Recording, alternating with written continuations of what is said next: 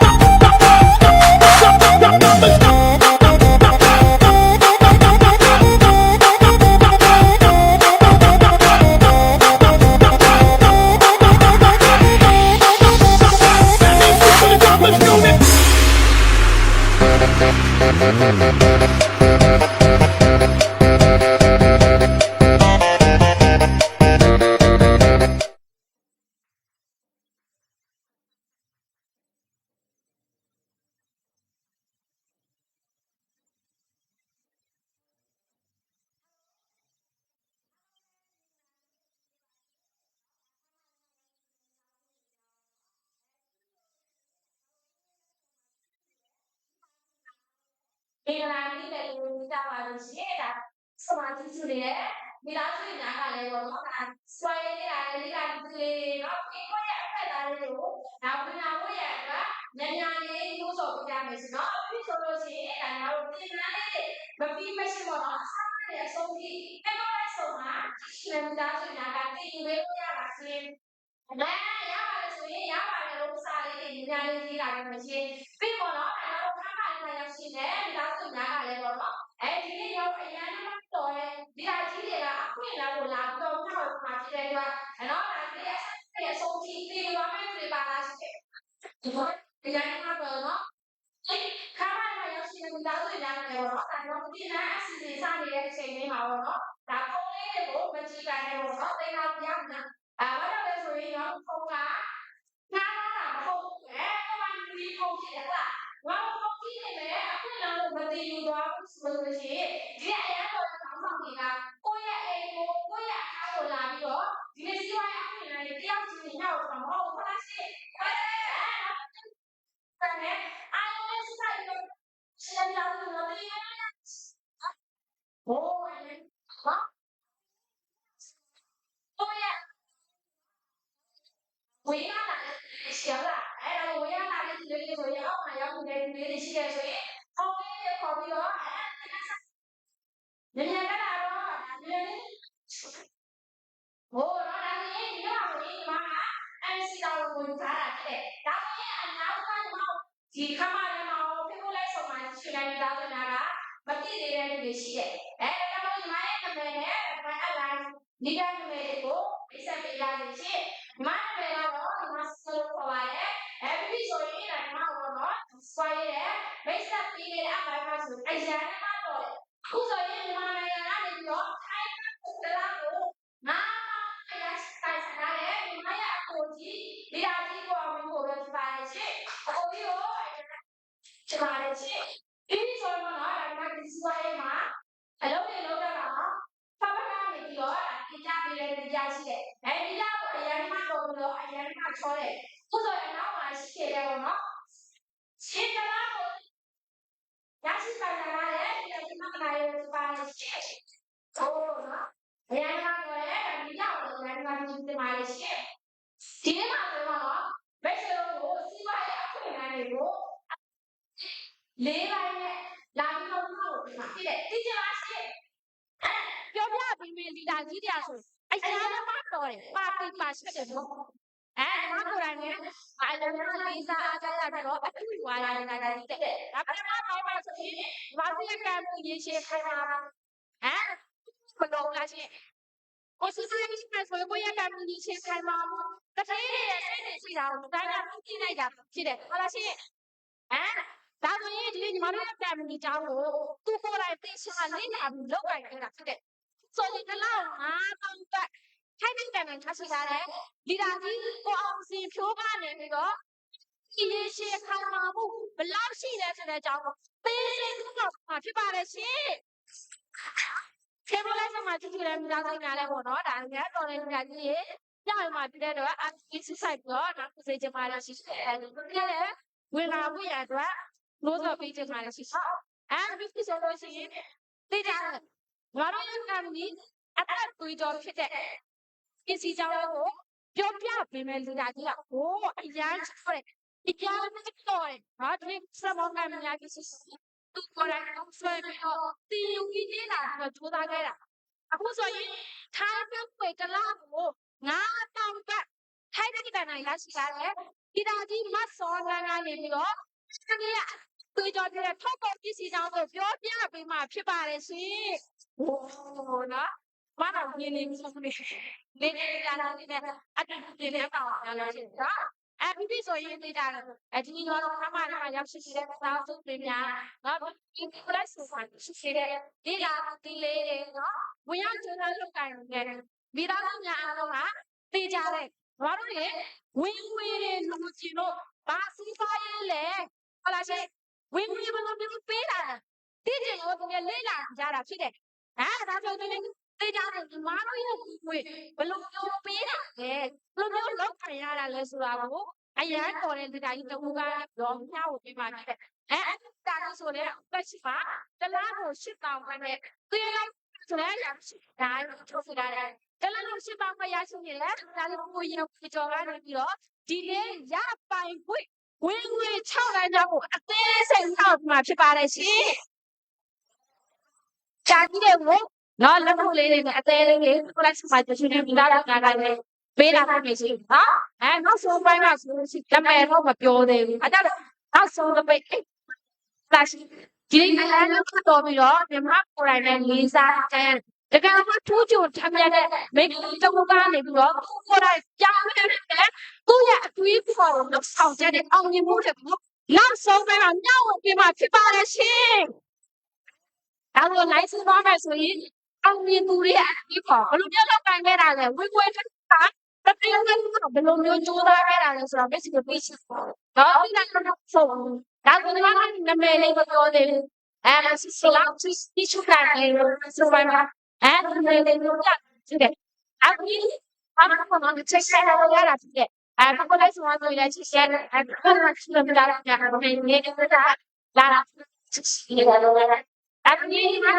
ချက်ဆက်ဆိုတော့ဘာတော့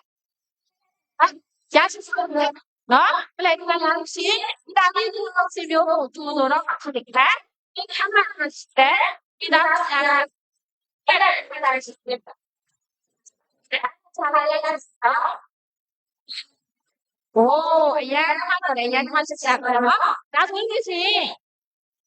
နော်အရန်မှတော့ပြီးတော့အရန်မှလေးစားဆက်ကောင်းလဲပလက်တူလာရတယ်ဒီလိုတော့ငါပါရရှိဆိုင်နေတာလေဒီဒါဒီလိုမျိုးကိုကြိုးစိုးတာရှင်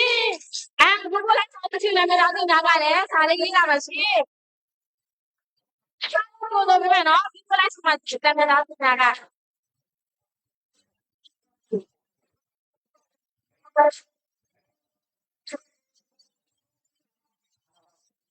မင်္ဂလာပါ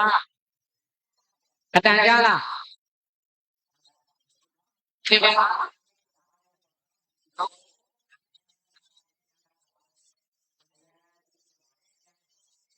ကိုပြည့်တဲ့နေရာတက်ပြီးကြည့်လာပြီးโอเคပါဒီနေ့အခုမှတခြားတိတိကျကျဝိတာပြအောင်လေမင်္ဂလာပါလို့ပါကျေးဇူးပါနှောက်ဆက်ပါတယ်โอเคဒါတင်ပါဆိုရင်ဒါ MSC ဒါမရပါဘူးပေတူတိုင်းတိုင်းတော့ကအញ្ញတော့เนาะအဲ့တော့ဒီတိုင်းဒီမှာရှိသွားဟုတ်ကဲ့လက်ပုတ်ကန်လေးတေးပါအောင်ဟုတ်ကဲ့ပါကဲဒီနေ့ပါအားလုံးအစင်နဲ့ဖြစ်ကြပြီလားလက်စုံမှာကြည့်နေတဲ့ဘက်ကလည်းအားလုံးအစင်နဲ့ဖြစ်ပြီလားခင်ဗျာဖြစ်ပြီဆိုရင်ဒီနေ့မှာတို့ကအရင်ဆုံးနေနဲ့ကျွန်တော်တို့ကပါလာရုံလေးလာလို့ဒီဆိုကြကိုရဲ့ list ထိုင်ပါမှာအကြောင်းကိုကျွန်တော်တို့ထားဖို့မလားဟုတ်ကဲ့ပါအဲ့တော့ဒီကိုဝင်ရေးရှိခိုင်းတာအကြောင်းကိုကျွန်တော်တို့ဒါကျွန်တော်လည်းကျောင်းသားစီကဒီကိုပါပါနော်ဒီတိုင်းကြကိုရဲ့ရေးရှိဆိုင်ပါအကြောင်းကိုကျွန်တော်လာတော့ဒီတိုင်းဒီနာမကိုတောင်းဒီတိုင်းဒီပါတော့ very interesting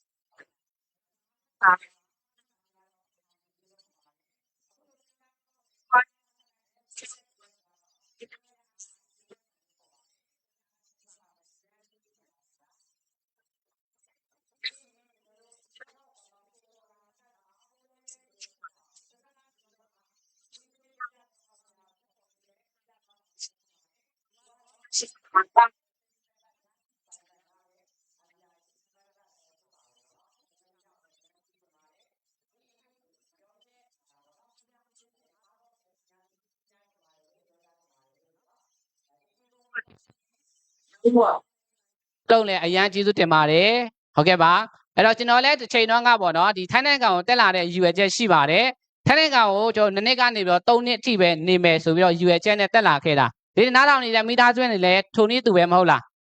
ဟုတ်တယ်နော်အဲ့တော့ကျွန်တော်လည်းပဲ3နှစ်4နှစ်5နှစ်ပေါ့နော်အဲ့ပတ်ဝန်းကျင်လောက်အချိန်လေးအတိုင်းအတာအထိပေါ့နော်ရောက်ရှိလာတဲ့အချိန်ညရင်ကျွန်တော်တို့ဒါမြန်မာနိုင်ငံပြန်ပြီးတော့ကိုယ်ပိုင်စီးပွားရေးလေးလုံနိုင်အောင်ကြိုးစားမယ်ဆိုတဲ့ရည်ရွယ်ချက်နဲ့တက်လာခဲ့တာပေါ့နော်အဲ့တော့ထိုင်းနိုင်ငံမှာအခုဆိုရင်ဒါ6နှစ်ဝန်းကျင်လောက်ရှိသွားပြီပေါ့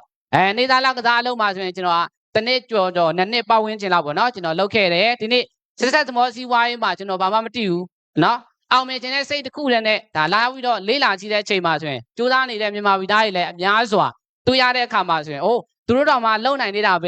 ငါလဲလုံနိုင်နေဆိုတာကိုယုံကြည်မှုအပြည့်နဲ့ဒီနေ့ဆက်ဆက်သမောစီးပွားရေးမှာကျွန်တော်ရွေးချယ်ခဲ့တာအခုဆိုရင်ဒါ၄နှစ်ပတ်ဝန်းကျင်ရှိပြီပေါ့နော်အခုဆိုရင်ဒါထိုင်းဘတ်ငွေတစ်လ9000ဝင်ငွေရရှိနေတယ်တကယ်အရင်ကစက်ရုံလုံးမှာဆိုရင်ဒါကျွန်တော်တို့1000ပတ်ဝန်းကျင်လေးနဲ့ကဲအခုဆိုရင်တစ်လ9000ဆိုတော့တန်လားမတန်ဘူးလာ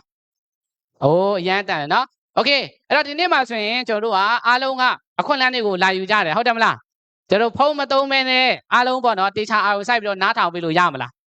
ရတယ်နော်ဒီနေ့နားထောင်နေတဲ့လိုက်ဆုံးမှာကြည့်ရှုနေတဲ့မိသားစုတွေရောအားလုံးကျွန်တော်တို့ပေါ့နော်ဒါတခြားသောနေရာမှာအချိန်တောင်းမပေးဘဲနဲ့ဒီနေ့လိုက်ဆုံးမှာတတိချာလေးပေါ့နော်အခွင့်အလမ်းတွေကိုကျွန်တော်နဲ့သူယူကြမယ်โอเคလားဟုတ်ကဲ့ပါကဲဒါဆိုရင်ကျွန်တော်တို့ကโอเคနော်အခုဆိုရင်ကျွန်တော်တို့ခင်းတဲ့အညီပြောင်းလဲနေကြပြီပေါ့နော်ဟုတ်တယ်မလားဒီမှာကြည့်ကျွန်တော်တို့အခုဆိုရင်ကျွန်တော်တို့က social media ခေတ်ဖြစ်တယ်ပေါ့နော် Facebook online တွေကျွန်တော်တို့အသုံးပြုလာကြတယ်ပြီးတော့ဆိုရင်ဤပညာတွေအရန်အောင်မှာစံတက်လာတဲ့အချိန်မှာဆိုရင်ကျွန်တော်တို့ကဒီနေ့လုပ်ငန်းတစ်ခုတည်းနဲ့ရက်တည်နေလို့ရပါမလားအရင်ကဆိုရင်ကျွန်တော်တို့ကဟုတ်လားဈေးရောင်းချင်တာပဲဖြစ်ဖြစ် online shop လုပ်ချင်တာပဲဖြစ်ဖြစ်ဒါမှမဟုတ်ကျွန်တော်တို့အဲ့လိုမျိုးစီးပွားရေးတွေလုပ်ချင်တယ်ဆိုရင်ကျွန်တော်တို့အပြင်မှာဈေးဆိုင်တွေအခန်းတွေရှိမှကျွန်တော်လုပ်လို့ရမယ်ဟုတ်တယ်မလားဒါပေမဲ့အခုဆိုရင်ဤပညာတွေကအရန်ဟိုမှာခင်မိလာတာဖြစ်တဲ့အတွက်ကြောင့်အခုဆိုရင်ကျွန်တော်တို့ဘာတွေအစားထိုးလာလဲ Facebook တွေမှာကျွန်တော်တို့ကအစားထိုးလာကြတယ်ဟုတ်တယ်ဟုတ်လားကျွန်တော်တို့အရင်တော့ဆိုရင်ဒါစီးပွားရေးလုပ်ချင်တယ်ဆိုရင်ဆိုင်ကန်းတွေရှိမှဆိုပြီးတော့မတွေးခဲ့ဘူးလားကျွန်တော်လည်းတွေးခဲ့ဘူးတယ်ထိုင်းနိုင်ငံတက်လာခဲ့တော့ကျွန်တော်လည်းအဲ့ဒီအတွေးနဲ့ပဲတက်လာခဲ့တာဟုတ်ပြီလားအဲ့တော့ဒီနေ့ကျွန်တော်တို့ခင်းတဲ့အညီပြောင်းလဲလာတဲ့အချိန်မှာဒီလို Facebook တွေ Google တွေเนาะကျွန်တော်တို့အစားတိုးလာတဲ့အချိန်မှာဆိုရင်ဒါကျွန်တော်တို့ဒီအပြင်မှာဆိုရင်ဆိုင်ကန်းတွေပါဆိုရင်မရှိတော့ဘူးတော်တော်များပေါ့နော် Facebook တွေမှာကျွန်တော်တို့ကအစားထိုးလာကြတယ်အဲ့တော့ဒီနေ့ဒီလိုမျိုးခင်းတဲ့အညီပြောင်းလဲနေတဲ့အချိန်မှာဆိုကျွန်တော်တို့ကလုပ်ငန်းတစ်ခုနဲ့ရက်တည်နေလို့မရတော့ဘူးဟုတ်ပြီလားအဲ့တော့ဒီမှာအခုဆိုရင်ကျွန်တော်တို့ဘာလဲဆိုတော့ခင်းတွေပြောင်းလဲလာပြီးဒါမမဆိုရင်လည်းပဲဈေးတွေတက်လာတယ်ကျဲဥဆိုရင်လည်းဈေးတွေတက်လာတယ်ဒါကျွန်တော်မြန်မာနိုင်ငံမှာဆိုတော့နော်ဈေးတွေအများကြီးတက်လာတယ်ကုန်စည်နှုန်းတွေအရန်ဟိုမှာမြင့်မားလာတဲ့အချိန်မှာဆိုရင်ကျွန်တော်တို့ကနောက်ထပ်ဝင်ငွေတလန်းတိဆောက်ထားဖို့မလိုဘူးလားဟုတ်တယ်အဲ့တော့နောက်ထပ်ဝင်ငွေတလန်းတိဆောက်ထားဖို့လိုပါတယ်ခင်ဗျဟုတ်ပြီလားအဲ့တော့မိတ်ဆွေတို့ကဒီနေ့ချမ်းသာခြင်းတယ်ဆိုရင်ချမ်းသာတဲ့သူတွေတွေးခေါ်ထားတဲ့အတွေးအတိုင်းကျွန်တော်တို့ကလိုက်ပြီးတော့တွေးဖို့လိုအပ်ပါတယ်ဒီမှာခင်ဗျဒီနေ့ကျွန်တော်တို့ကဘာမှချမ်းသာကြွယ်ဝတဲ့တထေးနှစ်ဦးပေါ့နော်တွေးထားတဲ့အတွေးခေါ်ရောဘတ်ကီယိုစာကီနဲ့အမေရိကန်ဒေါ်နယ်ထရန့်ပေါ့နော်အဲ့တော့မိတ်ဆွေတို့ဘဝမှာတဲ့ဘဝနှမျိုးနှစ်စားရှိရပေါ့နော်ဟုတ်ပြီအဲ့တော့ဘဝနှမျိုးနှစ်စားထဲမှာဆိုရင်ကျွန်တော်တို့ကနံပါတ်1ဘဝဟာတဲ့ပညာတွေသင်ကြရတယ်ပေါ့နော်ကျွန်တော်တို့အသက်မွေးလာပြီးတဲ့အချိန်မှာ9နှစ်ကနေစပြီးတော့ပညာတွေသင်ကြရတယ်အသက်20အထိပေါ့နော်အသက်20အထိပညာသင်ပြီးဆိုရင်မိတ်ဆွေတို့ပတ်စံတွေရပြီလားပတ်စံမရသေးဘူးအဲ့တော့ပတ်စံရဖို့အတွက်ကျွန်တော်တို့ဘာလုပ်ရမလဲအလုပ်တွေလုပ်ကြရတယ်အနည်းပါဘယ်လောက်လဲ40အထိဟုတ်ပြီလားအနည်း40အထိကဲဒါဆိုရင်ကျွန်တော်တို့အသက်တွက်ကြည့်လိုက်ပညာသင်မဲ့အသက်20ကနေပြီးတော့တချို့တော့စာကြိုးစားတဲ့သူကတော့ကျွန်တော်တို့20နဲ့ရတယ်ပေါ့နော်တကယ်လို့စာမကြိုးစားဆိုရင်20 25လည်းဖြစ်သွားနိုင်တယ်ဟုတ်တယ်မလားโอเคထားပါတော့ကျွန်တော်အသက်20ကနေပြီးတော့ပညာသင်မဲ့အသက်40အထိဒါဆိုရင်ကျွန်တော်ရဲ့အသက်ကဘယ်လောက်ရှိသွားပြီလဲစုစုပေါင်းအသက်60တောင်ဖြစ်သွားပြီကဲအသက်60ဆိုရင်မိတ်ဆွေအလုံးလုံးနိုင်ပါမလားကျွန်တော်တို့ဘယ်သူမှအလုံးမခံတော့ဘူးဟုတ်တယ်မလားโอเคဒါဆိုရင်မိတ်ဆွေကအသက်60ဆိုရင်ပညာတတ်ထားပါတော့ပင်စင်စားခွင့်ဆိုပြီးတော့9နှစ်လောက်ပဲအချိန်ရမယ်ဟုတ်ပြီလားအဲ့တော့9နှစ်ပဲအချိန်ရမယ်ဆိုရင်တန်လားပေါ့မိတ်ဆွေတို့မတန်ဘူးဟုတ်လားအသက်40အထိအလုပ်လုပ်ပြီးတော့မှ9နှစ်လောက်ပဲပင်စင်စားခွင့်ရှိမယ်ကျွန်တော်တို့ကြားဘူးလားကျွန်တော်တို့ရွာမှာဆိုရင်ရှိတယ်ဟုတ်လားအစိုးရဝန်ထမ်းပေါ့နော်အစိုးရဝန်ထမ်းသူဆိုရင်ကျွန်တော်တို့လောက်ကုန်ပြီဆိုရင်အမြဲတမ်းမြို့ကိုတွားပြီးတော့မှပတ်စံတော်ထုတ်တယ်ပေါ့နော်ဘယ်လောက်ထုတ်လဲဆိုတော့3000ပဲမြန်မာငွေ3000ဆိုအခုချိန်တန်ဖိုးရှိလားဘာမှလုပ်လို့မရဘူးဟုတ်တယ်ဟုတ်โอเคဒါတော့ကျွန်တော်တို့နံပါတ်1ဘဝပေါ့နော်ဒီလိုပင်စင်စားခွင့်ရဖို့ဆိုတော့ကပညာတတ်တဲ့သူတွေမှာရနိုင်တာဖြစ်တယ်ဟုတ်လားခင်ဗျโอเคနောက်ထပ်မှပြီးတော့နံပါတ်2ဘဝဆိုရင်လည်းတူပဲအပေါ်နဲ့အောင်းနဲ့ပေါ့နော်ပညာတင်မဲ့အသက်20အထိပညာတင်မဲ့အသက်20ဒါပေမဲ့အလုပ်ကို तू ကကြိုးစားနေပေါ့နော်နေ့စနစ်တွေကိုပူပေါင်းပြီးတော့ကြိုးစားလိုက်တဲ့အခါမှာ9နှစ်လောက်ပဲလုပ်မယ်ကဲ तू ကတော့ကျွန်တော်တို့အသက်40အထိပင်စင်စားခွင့်ပေါ့နော်အေးဆေးအနားယူခွင့်ရှိမယ်အဲ့တော့မိတ်ဆွေတို့ဘဝမှာတကယ်ရွေးချယ်ခွင့်ရှိမယ်ဆိုရင်ဘယ်လိုဘဝမျိုးကိုမိတ်ဆွေရွေးချယ်ခြင်းလဲနံပါတ်1ဘဝကိုရွေးချယ်ခြင်းတယ်ဟုတ်တယ်မလားဘာကြောင့်လဲ9နှစ်လောက်ပဲအလုပ်လုပ်ရလို့အားလုံးအလုပ်အများကြီးလုပ်ချင်တဲ့သူတွေရှိလားโอเคအဲ့တော့ကျွန်တော်ဆိုရင်ရွေးမယ်ဆိုရင်ကျွန်တော်လည်းနံပါတ်2ဘဝပဲကျွန်တော်ရွေးချယ်မှာပဲဟုတ်တယ်ဟုတ် ကဲဒါဆိုရင်ကျွန်တော်တို့ကကဘာပေါ်မှာတဲ့အလောက်ကင်နဲ့အများကြီးရှိရပေါ့နော်နံပါတ်1ဘဝကိုရဖို့အတွက်ဆက်လိုက်လေဆက်စရာကြီးဆက်လိုက်လေဟာโอเคဆက်စရာတော့လောက်အတိုင်းတင်ပြပါဦးကိုရနေလို့မရโอเคကဲဒါဆိုရင်မိတ်ဆွေတို့ဘဝမှာဒီမှာကြည့်အဲ့တော့အလုပ်တွေအများကြီးရှိရပေါ့နော်စိတ်ယုံနေတယုံနဲ့တယုံတူလားမတူဟုတ်တယ်မလားဈေးဆိုင်နဲ့ဆိုင်နဲ့ဆိုင်တူလားမတူဟုတ်တယ်မလားအဲ့တော့အဲ့လိုအလုပ်တွေအများကြီးရှိတဲ့အထဲမှာဆိုရင်ကျွန်တော်တို့ဒီနေ့အရန်အောင်မှချမ်းသာတွေ့ွားတဲ့တထေးရနေပြီးတော့မှတွေးခေါ်တာပေးတယ်ဟုတ်လားအဲ့တော့ဒီမှာကြည့်အလုပ်နှမျိုးနဲ့စားပေါ့နော်ဒီမှာဆိုရင်ကျွန်တော်တို့က ESPI ပေါ့နော်အဲ့တော့ basic income နဲ့ active income နဲ့ passive income ဆိုပြီးတော့ဒါကျွန်တော်တို့တွေးထားပေးတယ်ပေါ့နော်အဲ့တော့ဒီမှာ E ဆိုတာကကြတော့ employee လို့ခေါ်ပါနော်အဲ့ဒီမှာဆိုရင်ကျွန်တော်တို့ဒါစက်ရုံအလုပ်လုပ်တဲ့သူတွေပြင်ဝန်ထမ်းအလုပ်သမားတွေပေါ့ကျွန်တော်လည်းတစ်ချိန်တော့စက်ရုံလုပ်ခဲ့ဘူးတယ်မိတ်ဆွေတို့လုပ်ဘူးတဲ့ဟုတ်ဒီနေ့ဘယ်ကနေလာလဲစက်ရုံအလုပ်ကနေလာကြတယ်ဟုတ်တယ်မလာ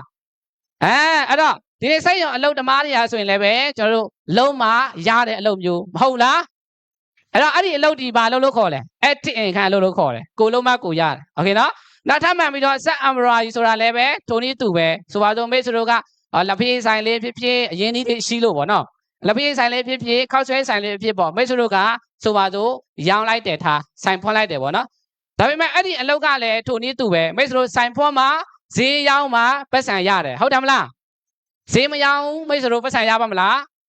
းโอเคအဲ့ဒါလည်းဘာလို့လဲ active income ကိုလုံးမကိုရတဲ့အလုပ်မျိုးဖြစ်တယ်ဟုတ်တယ်နော်ကြည့်ဒါဆိုရင်ကျွန်တော်တို့ business တမားတွေပေါ့နော်ဒါဒီအလုပ်တွေကြတော့ဒီနှမျိုးကကြတော့ကျွန်တော်တို့က passive income နဲ့မှာပါတယ်အဲ့တော့ဒါတွေကြတော့အရင်ဒီအများကြီးရှိတဲ့သူတွေပညာတတ်တဲ့သူတွေအတွေ့အကြုံရှိတဲ့သူတွေပေါ့ဥပမာထိုင်းနိုင်ငံမှာဆိုရင်မိတ်ဆွေတို့ကုန်တိုင်းပိုင်စင်ပြင်7-11နော်ကျွန်တော်တို့မက်ကိုပိုင်စင်တွေပေါ့နော်အဲ့လိုမျိုးတမားတွေကြတော့သူကအရင်ဒီအများကြီးရှိတဲ့သူတွေပေါ့ဟုတ်လားဒီနေ့မိတ်ဆွေတို့7တထေး7တထောင်တီထောင်ပြီးတော့မှဈေးထိုင်ရောင်းနေတာရှိလားမရှိဘူးဘေးစီကတထေးရောဈေးထိုင်ရောင်းနေတာရှိလားမရှိဘူးသူတို့အချိန်9နှစ်လဲပေးပြီးတော့မှကုန်တိုက်တွေပြီးဆုံးသွားတဲ့နောက်ပိုင်းမှာဆိုရင်သူတို့ဗာလဲဝင်သားတွေငားပြီးတော့လစဉ်နဲ့အများနေ့စဉ်နဲ့အများပတ်စံတွေရရှိနေတာမဟုတ်လားဟုတ်တယ်မလာ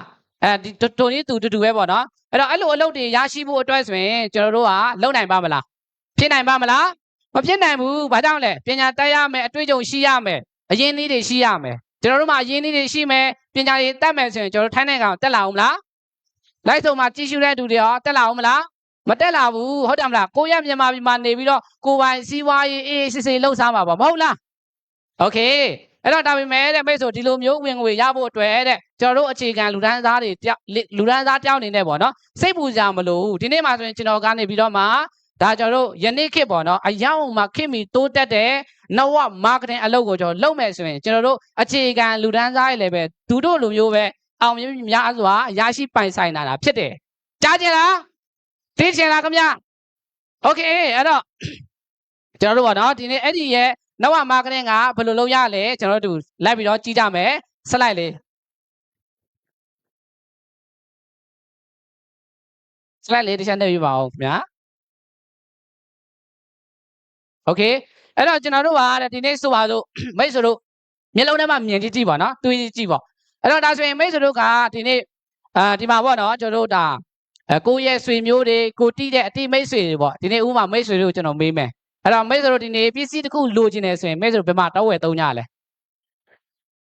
7-11 BC လိုသားတွေမှာတောက်ဝယ်သုံးကြတယ်ဟုတ်တယ်မလားဘယ်အချိန်ခရဲကဝယ်လာခဲ့ကြတာလဲ9နှစ်ကနေစပြီးတော့သွားစားပြီးတော့တိုက်တက်တဲ့အရွယ်ကလေးကဝယ်3လာခဲ့ကြတယ်ဟုတ်တယ်ဟုတ်ဘာပြန်ပေးလဲပေါ့အဲ့ဒီဆိုင်ကဘာမှပြန်မရဘူးဘာကြောင့်လဲကိုတိုင်ကစားသုံးသူတယောက်ဖြစ်တဲ့အတွက်ကြောင့်သူတို့ကဘာမှပြန်မပေးဘူးစားသုံးသူဆိုတာစားသုံးလေစီးရဲလေပဲမဟုတ်လားဟုတ်တယ်ကျွန်တော်တို့တက်လုံးစူးစမ်းထားတဲ့ဝင်ငွေတွေထားပါတစ်လောက်1000ရတဲ့ထားကျွန်တော်ထိုင်ပန်းငွေနဲ့ပေါ့နော်အဲ့တော့ဘယ်နေရာမှာတောက်ကုန်လဲဆိုတော့7 BC ကုန်တိုင်းလိုသားတွေမှာတောက်ကုန်နေတာမဟုတ်လားကိုယ့်တဲ့ဘာမှပြန်မရအောင်ဟုတ်တယ်ဟုတ်လားကဲဒါဆိုရင်ဒီနေ့မိတ်ဆွေတို့ကတမျိုးပြောင်းပြီးတော့တွေးကြည့်လိုက်ပဲဒီနေရာမှာကျွန်တော်တို့ကဝယ်သုံးဝယ်စားနေမယ်အစားဒီနေ့ဆက်စမောလို့ခေါ်တယ်ဟုတ်လားမားကတင်ပေါ့နော်ဆက်စမောဆိုတဲ့နဝမားကတင်ကုမ္ပဏီမှာလာရောက်ပြီးတော့မှမိတ်ဆွေတို့စားသုံးနေတဲ့ပစ္စည်းတွေကိုနေရာလေးပြောင်းသုံးရင်းနဲ့ ဝင်ငွေတွေပြန်ရမယ်ဆိုရင်ကောင်းလားဘယ်နေရာမှာသုံးမလဲဝင်ငွေပြန်ရတဲ့နေရာမှာသုံးပါဗောဟုတ်တယ်မလားโอเคအဲ့တော့ဘယ်လိုမျိုးဝင်ငွေပြန်ရလဲဥမာဆိုပါစို့မိတ်ဆွေတို့ကပစ္စည်းတစ်ခုကိုလိုချင်တယ်ဆိုပါစို့ဗောနော်အဲ့တော့ဒါဆိုရင်ကျွန်တော်တို့တွားတိုက်စေးဥပမာနဲ့ပေးလိုက်မယ်တွားတိုက်စေးရကြောစားသုံးသူရှိတယ်ဆိုရင်ထုံးလုပ်တဲ့စက်ယုံဆိုတာရှိမနေဘူးလားဆိုပါစို့မိတ်ဆွေကတွားတိုက်စေးတပူပဲလိုချင်တယ်စက်ယုံမှာတော့ဝယ်မယ်ရလားမရဘူးဟုတ်တယ်မလားရောင်းမပါမလားစက်ယုံကဘယ်နေရာမှာတော့ဝယ်ရမလဲလက်လီလက်ကားဆိုင်တွေမှာတော့ဝယ်ရမယ်ဟုတ်ပြီလားအဲ့တော့ကျွန်တော်လက်ကားဆိုင်မှာတော့ဝယ်တဲ့အခါမှာဆိုရင်ကျွန်တော်တို့ဘယ်လောက်ပေးရလဲ100ရာခိုင်နှုန်းပေးရတယ်ခေတ္တဆိုရင်ကျွန်တော်တို့ဒီမှာထုတ်လုပ်တဲ့စက်ယုံက90ဘတ်90ရာခိုင်နှုန်းရှိတယ်ကျန်တဲ့90ရာခိုင်နှုန်းကဘယ်ပြောက်သွားလဲအားလုံးသိချင်လားအဲ့တော့ဆိုပါစို့မိတ်ဆိုလို့ဒီမှာဥပမာဆိုပါစို့ဒီနေ့ဒီစက်ယုံကလည်းပဲသူ့ရဲ့သွားတိုက်စီလူအများတိဖို့အတွက်သူဘာလုပ်ရလဲကြော်ညာရတယ်ဟုတ်လားကြော်ညာမယ်ဆိုရင်ကျွန်တော်လာငါးပါမလားကျွန်တော်တဲ့ချောတဲ့ဒီမှာကျွန်တော်မြန်မာနိုင်ငံမှာအယောင်မှာနာမည်ကြီးနေတဲ့တက်တဲသိကြမလားတဲစုငိမ့်တဲစုငိမ့်တို့ဟုတ်တယ်မလားတကယ်ဆယ်လီတွေတွန်းငားမှာပေါ့ဟုတ်တယ်ဟောကျွန်တော်လာငားမှာဆိုရင်ဘယ်သူမှမသိဘူးကျွန်တော်ဟုတ်တယ်ဟုတ်လားဒီထဲမှာဝင်လာတဲ့လူတောင်မှကျွန်တော်မြင်မှုတဲ့လူတောင်ရှိသေးတာပဲမဟုတ်လားโอเคအဲ့တော့ဒီနေ့ဆယ်လီတွေတွန်းငားမယ်သူတို့ကလည်းအလကားလာကြော်ညာပေးမလားမကြော်ညာပေးဘူးဟုတ်လားသူတို့လည်းအလကားမကြော်ညာ20ရာခိုင်နှုန်းဆိုပြီးတော့မှပေးလိုက်တယ်ဒီနေရာမှာကျွန်တော်တို့ရဲ့သွားလိုက်စေးတဘူးကဘယ်လောက်ရှိပြီလဲ80ဖြစ်သွားပြီဟုတ်ပြီကြော်ညာမင်းသားကလည်းကျွန်တော်တို့ကိုတအိမ်ဆင်လိုက်ပြီးတော့မှရောင်းပေးမလားမရောင်းပေးဘူးဒါဆိုရင်သူလည်းပဲเนาะကျွန်တော်တို့ဒီမှာကြည့်လက်ကားဆိုင်ကိုပြန်လဲပြီးတော့ဖြန့်ချီပေးမယ်လက်ကားဆိုင်ဖြန့်ချီတဲ့အခါမှာဒီမှာ10ရာခိုင်နှုန်းဆိုပြီးတော့မှဈေးအမြတ်တင်လိုက်တယ်ဒီနေ့ तू ကလက်ကားကလည်း तू အရင်တိုင်း तू ရောင်းမှာမလားမရောင်းဘူးလက်အရင်တိုင်းရောင်း तू ချုံးမှာပေါ့မဟုတ်လားဟုတ်တယ်ဟောလက်ကားဆိုင်ဆိုတာသိတယ်မလားကျွန်တော်တို့ဒီနေ့ကုံတိုင်းတို့မဲ့ခိုတို့သိရမလို့ပါကင်လိုက်ရောင်းတယ်လေတွိုင်းစေးတပူးလို့ချင်တယ်ဆိုရင်တပူးနဲ့မရဘူးပါကင်လိုက်ပတ်စံရှိမှလာခဲ့မဟုတ်လားโอเคအဲ့ဒါကလက်ကားဆိုင်ပြီးလက်လိဆိုင်မှာဆိုရင်ကျွန်တော်တို့ဒီမှာကြည့်လက်လိဆိုင်ဆိုတာဘယ်လိုမျိုးဆိုင်လဲကျွန်တော်တို့ဒီနေ့အမပေါ့နီးစက်ရဆိုင်တွေမျိုးပေါ့နော်ကျွန်တော်တို့ကိုယ့်ရဲ့တိုက်ခိုက်အောက်ကနေဆင်းသွားလဲဆိုရင်တွားတိုက်စေးတပူးနဲ့ဝယ်သုံးလို့ရတဲ့ဆိုင်မျိုးအဲ့ဒါလက်လိဆိုင်လို့ခေါ်တယ်သူကလည်းအရင်တိုင်းရောက်မှာမလားမရဘူးအဲ့တော့သူလည်း20ရာခိုင်နှုန်းနှုတ်လိုက်တဲ့အခါမှာကျွန်တော်တို့ရဲ့သွားတိုက်စေးတပူကဒီမှာကြည့်ကြော်ညာမယ်20လက်ကားဆိုင်မယ်လက်ကားဆိုင်30ပြီးရင်လက်လိဆိုင်20စုစုပေါင်းဘယ်လောက်ဖြစ်သွားပြီလဲ90ဆိုတော့ကျွန်တော်တို့ဒီမှာအရင်နဲ့အမြတ်ပေါင်းလိုက်တဲ့အခါမှာကျွန်တော်တို့ရဲ့ကုန်စည်နှုန်းကဘယ်လောက်ရှိလဲ100ရာခိုင်နှုန်းအဲ့ဒါဒီကျွန်တော်တို့ကဝင်ငွေဘယ်ကနေရလဲဆိုတော့ဒီမှာကြည့်နောက် marketing ဆိုတာကအားလုံးနဲ့ရင်းနှီးနေကြတာပဲမဟုတ်လားအားလုံးရင်းနှီးကြပဲကျွန်တော်တို့ဒီမှာကြည့်ဒီမှာဂျားကန်ချိတ်ဆက်တဲ့အရာကိုကျွန်တော်နောက် marketing လို့ခေါ်တာဗောနော်ဟုတ်ပြီလားအားလုံးနားလည်ပြီလားကဲဒီနေ့မိတ်ဆွေတို့ကအပြင်မှာ100ရာခိုင်နှုန်းဝယ်3ဝယ်စားနေတာကြည်နဲ့ပဲဟုတ်တယ်မလားကြည်နဲ့ပဲဝယ်3ဝယ်စားနေတာကိုယ့်တက်ဘာမှပြန်မရအောင်ဒီနေ့ကျွန်တော်တို့ဒီမှာဆက်သမောမှာဒီအပြင်မှာဝယ်3နေမဲ့စားဆက်သမောမှာလာပြီးတော့ဝယ်3မိတ်ဆွေတို့ကြော်ညာကြကြော်ညာကိုယ်တိုင်ကြော်ညာမယ်ကိုယ်တိုင်မင်းသားလှုပ်ရင်နဲ့90ကနေ60ရာခိုင်နှုန်းရမယ်ဆိုရင်မိတ်ဆွေတို့ကောင်းလားမကောင်းလားကောင်းတယ်အရန်ကောင်းတယ်ဘယ်နေရာမှကျွန်တော်တို့မရှိဘူးဒီနေ့ဆက်သမောမှာပဲရှိတယ်လက်ကုပ်တန်လေးတင်ပေးပါဦးโอเคဒီမှာကြည့်မိတ်ဆွေတို့ပုံမှန်အပြင်မှာဆိုပါဆိုပါနော်ဒီဝယ်3ဝယ်စားတယ်ပုံစံလေးချောလားဒီမှာကြည့်ဒီနေ့ဆက်သမောမှာ100ရာခိုင်နှုန်းပြောင်းသုံးလိုက်တဲ့အခါမှာဆိုရင်မလှလာဘူးလားလှလာတယ်ကျွန်တော်ပဲကြည့်လေဟုတ်တယ်မလားโอเคအဲ့တော့ဒီမှာထပ်မှပြီးတော့မိတ်ဆွေတို့မဝယ်သုံးနိုင်တဲ့အရာတွေကုမ္ပဏီကနေပြီးတော့ဝယ်သုံးခွင့်မပေးဘူးဒီမှာကြည့်မိတ်ဆွေတို့ပုံမှန်ဘာသုံးလဲရေချိုးမယ်သွားတိုင်းမယ်မျက်နှာတင်းမယ်ဒါတွေမိတ်ဆွေတို့ပုံမှန်သုံးစွဲနေတာပဲဟုတ်တယ်မလားအဲ့တော့လုံနိုင်တယ်မလားဝယ်သုံးရင်းနဲ့ကျွန်တော်တို့ချမ်းသာတဲ့တထေးလည်းဖြစ်မယ်ချောလဲချောမယ်ထောလဲထောမယ်ဆိုကောင်းလားကောင်းတယ်โอเคဒီမှာကြည့်ဒီနေ့ကျွန်တော်ဆက်သမောစီးပွားရေးကိုရွေးချယ်ရတဲ့အချက်ရှိရပေါ့နော်အဲ့ဒါဘာလဲဆိုတော့ကျွန်တော်ဒီမှာကြည့်အချက်3ချက်တည်းမှာဆိုရင်နံပါတ်1ချက်ဒီကုမ္ပဏီကိုတည်ထောင်တဲ့တူဒီ marketing အတွေ့အကြုံနဲ့နောက်ကျွန်တော်တို့ဒီကုမ္ပဏီကိုတည်ထောင်တဲ့တူပါပေါ့နော်ဒါအတွေ့အကြုံနဲ့အသိပညာဒါရှိတဲ့သူဖြစ်တယ်ပေါ့နော်အဲ့တော့သူရဲ့နာမည်ကကြတော့ဒေါက်တာစစ်တဝီကီယာချမနာလို့ခေါ်တယ်သူကဆိုရင်အများပိုင်ကုမ္ပဏီ limited တခုမှာပေါ့နော်အမှုဆောင်အရာရှိချုပ်ဖြစ်တယ်လို့ပြီးရင်သူကဆရာဝန်ဒေါက်တာတယောက်လည်းဖြစ်တယ်ဟုတ်လားခင်ဗျတော့ထိုင်းနိုင်ငံဘရင်မဲတော့ဆေးရုံမှာပေါ့နော်ဆေးလျဆေးရုံမှာဆိုရင်နားနှာခေါင်းလေချောင်းအထုခု managing director တယောက်ဖြစ်တယ်ဆရာဝန်နဲ့ marketing နဲ့ပါဆိုင်လို့လေဟုတ်တယ်မလားမိတ်ဆွေတို့ရေဆရာဝန်ကရိုးဆရာဝန်မဟုတ်ဘူးတကယ်ဟိုမှာရည်ချင်းရှိပြီးတော့မှ marketing အတွေ့အကြုံကလည်း16နှစ်တောင်ရှိတယ်ခင်ဗျ သူရဲ့အောင်မြင်မှုဟာဆိုရင်လည်းပဲထိုင်းဘတ်ဝင်2တန်း9သိန်းပတ်ထိတောင်မှရရှိပိုင်ဆိုင်ခဲ့သူဖြစ်ပါတယ်ခင်ဗျအဲ့တော့ကုမ္ပဏီအတွက်လက်ကတိုင်တွေးပါအောင်ပြီးတော့ဆိုရင်မိတ်ဆွေတို့မတော်ဘူးမတက်ဘူးမိတ်ဆွေတို့ရေနော်စိတ်ပူကြမလို့ဟုတ်လားကျွန်တော်တို့ကုမ္ပဏီမှာတင် जा ပေးတဲ့နေ့စဉ်နဲ့တင်တန်းတွေရှိတယ်ကုမ္ပဏီပိုင်ရှင်ကိုယ်တိုင်ကနေပြီးတော့လာပြီးတော့တင် जा ပေးတာဖြစ်ပါတယ်ကောင်းလားခင်ဗျလေးမျိုးဆိုရင်ဒီလိုအတွေ့အကြုံရှိတဲ့ကုမ္ပဏီနဲ့ကျွန်တော်တို့အတူလက်တွဲပြီးတော့လောက်ကင်မယ်ဆိုရင်မိတ်ဆွေတို့မချမ်းသာနိုင်ဘူးလားချမ်းသာနိုင်တယ်ပြီးတော့ဆိုရင်ဒီကုမ္ပဏီပိုင်ရှင်တူတည်းမဟုတ်ပါတော့သူအရန်ကောင်မှချစ်ရတယ်သူရဲ့တငယ်ချင်းတယောက်ရှိပါသေးတယ်သူရဲ့နာမည်ကတော့ CEO အာချာနိုဘက်ကေနီတီလာဝင်းကျင်လို့ခေါ်တယ်ပြီးတော့ဒီကုမ္ပဏီပိုင်ရှင်ရဆိုရင်လည်းပဲကျွန်တော်တို့တကယ်ဟိုမှာခုတ်တန်းပေါင်းထောင်နဲ့ချီပြီးတော့မှအောင်မြင်သူတယောက်ဖြစ်တယ်မိတ်ဆွေတို့ကဆိုပါစို့ဒီကုမ္ပဏီပိုင်ရှင်ကကျွန်တော်တို့ဒါခုတ်ပေါ့နော်ကျွန်တော်တို့ခေါင်းဆောင်ပေါ့ခေါင်းဆောင်ဆိုတော့ဆိုပါစို့မိတ်ဆွေတို့က10ရောက်လောက်ဆိုရင်မိတ်ဆွေထိန်းနိုင်သေးတယ်ဟုတ်တယ်ဟုတ်လားအယောက်100ဆိုရင်မိတ်ဆွေထိန်းနိုင်သေးတယ်ဆိုတော့မိတ်ဆွေတိန်းနဲ့တန်းနဲ့ချီပြီးတော့ရှိမယ်ဆိုရင်ကျွန်တော်တို့ထိန်းနိုင်ပါမလားမထိန်းနိုင်တော့အဲ့တော့ကျွန်တော်တို့ရဲ့ကုမ္ပဏီပိုင်ရှင်ရဆိုရင်တကယ်ဟိုမှာတော်ပြီးတော့ထိုးချွန်တက်မြက်ပြီးတကယ်အရေးချင်းပြေးဝတဲ့ကုမ္ပဏီပိုင်ရှင်ဖြစ်တဲ့အတွက်ကြောင့်နိုင်ငံအခုဆိုရင်အမြောက်များစွာပေါ့နော်တူကူတန်ကနေပြီးတော့တင် जा ပေးတဲ့ထိမ့်သိမ့်နဲ့နေ့စနစ်တွေအများကြီးရှိတာဖြစ်ပါတယ်ဟုတ်လားခင်ဗျပြီးရင်ဒီကုမ္ပဏီပိုင်ရှင်ရဆိုရင်အတွေ့အကြုံပေါ့နော်ထိုင်းနိုင်ငံမှာဆိုရင်တကယ်ဟိုမှာဒါနဝကုမ္ပဏီပေါ့နော်တချို့တော့ကုမ္ပဏီဆိုရင်လည်းပဲပေါ့နော်ကျွန်တော်တို့ရဲ့ဒီ CEO ကိုလာရောက်ပြီးတော့မှငားတယ်2019 2018တုန်းကဆိုရင်လည်းပဲဒါကျွန်တော်တို့ပေါ့နော်စုတစိတ်တွေပေါ့နော်များစွာရရှိခဲ့တဲ့ကုမ္ပဏီပိုင်ရှင်တူဖြစ်တယ်ပေါ့နော်ပြီးရင်မိတ်ဆွေတို့မတော်ဘူးမတက်ဘူးကျွန်တော်ဘယ်လိုစတင်ရမလဲဘယ်လိုလုပ်ရမလဲအဲ့လိုတွေးနေတဲ့သူရှိလားရှိတယ်အဲ့တော့မိတ်ဆွေစိတ်ပူကြမလို့ကျွန်တော်တို့ရဲ့နေ့စနစ်တင်တန်းတွေအဲဆရာလို့ခေါ်တဲ့နေ့စနစ်တင်တန်းတွေမှာမိတ်ဆွေတို့လာပြီးတော့တင်ယူမယ်ဆိုရင်မိတ်ဆွေတို့လည်းဒါတကယ်ဟိုမှာနားတဲ့သဘောပေါက်ပြီးတော့မှအောင်မြင်ချမ်းသာတဲ့သူဖြစ်မယ်ဆိုတာမိတ်ဆွေတို့ယုံကြည်လားခင်ဗျ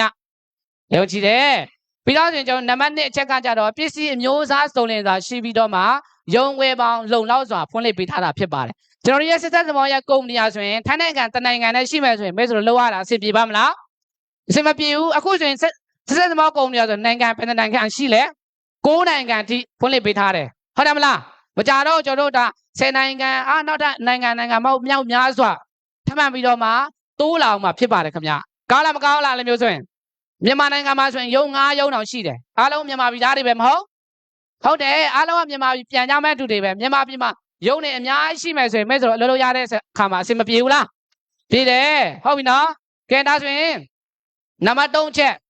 ဒီနေ့နံပါတ်3ချက်မှာဆိုရင်လည်းပဲတကယ်ဟိုမှာဒီကုမ္ပဏီပိုင်ရှင်ရဆိုရင်အကျင့်စာရိတ္တနဲ့ကိုချင်းတိတ်ခါအရန်ဟိုမှာကောင်းမွန်တဲ့ကုမ္ပဏီပိုင်ရှင်တူဖြစ်ပါတယ်ခင်ဗျနော်လူတန်းစားကျွန်တော်တို့ခွဲခြားဆက်ဆံခြင်းမရှိဘူးဟုတ်တယ်မလား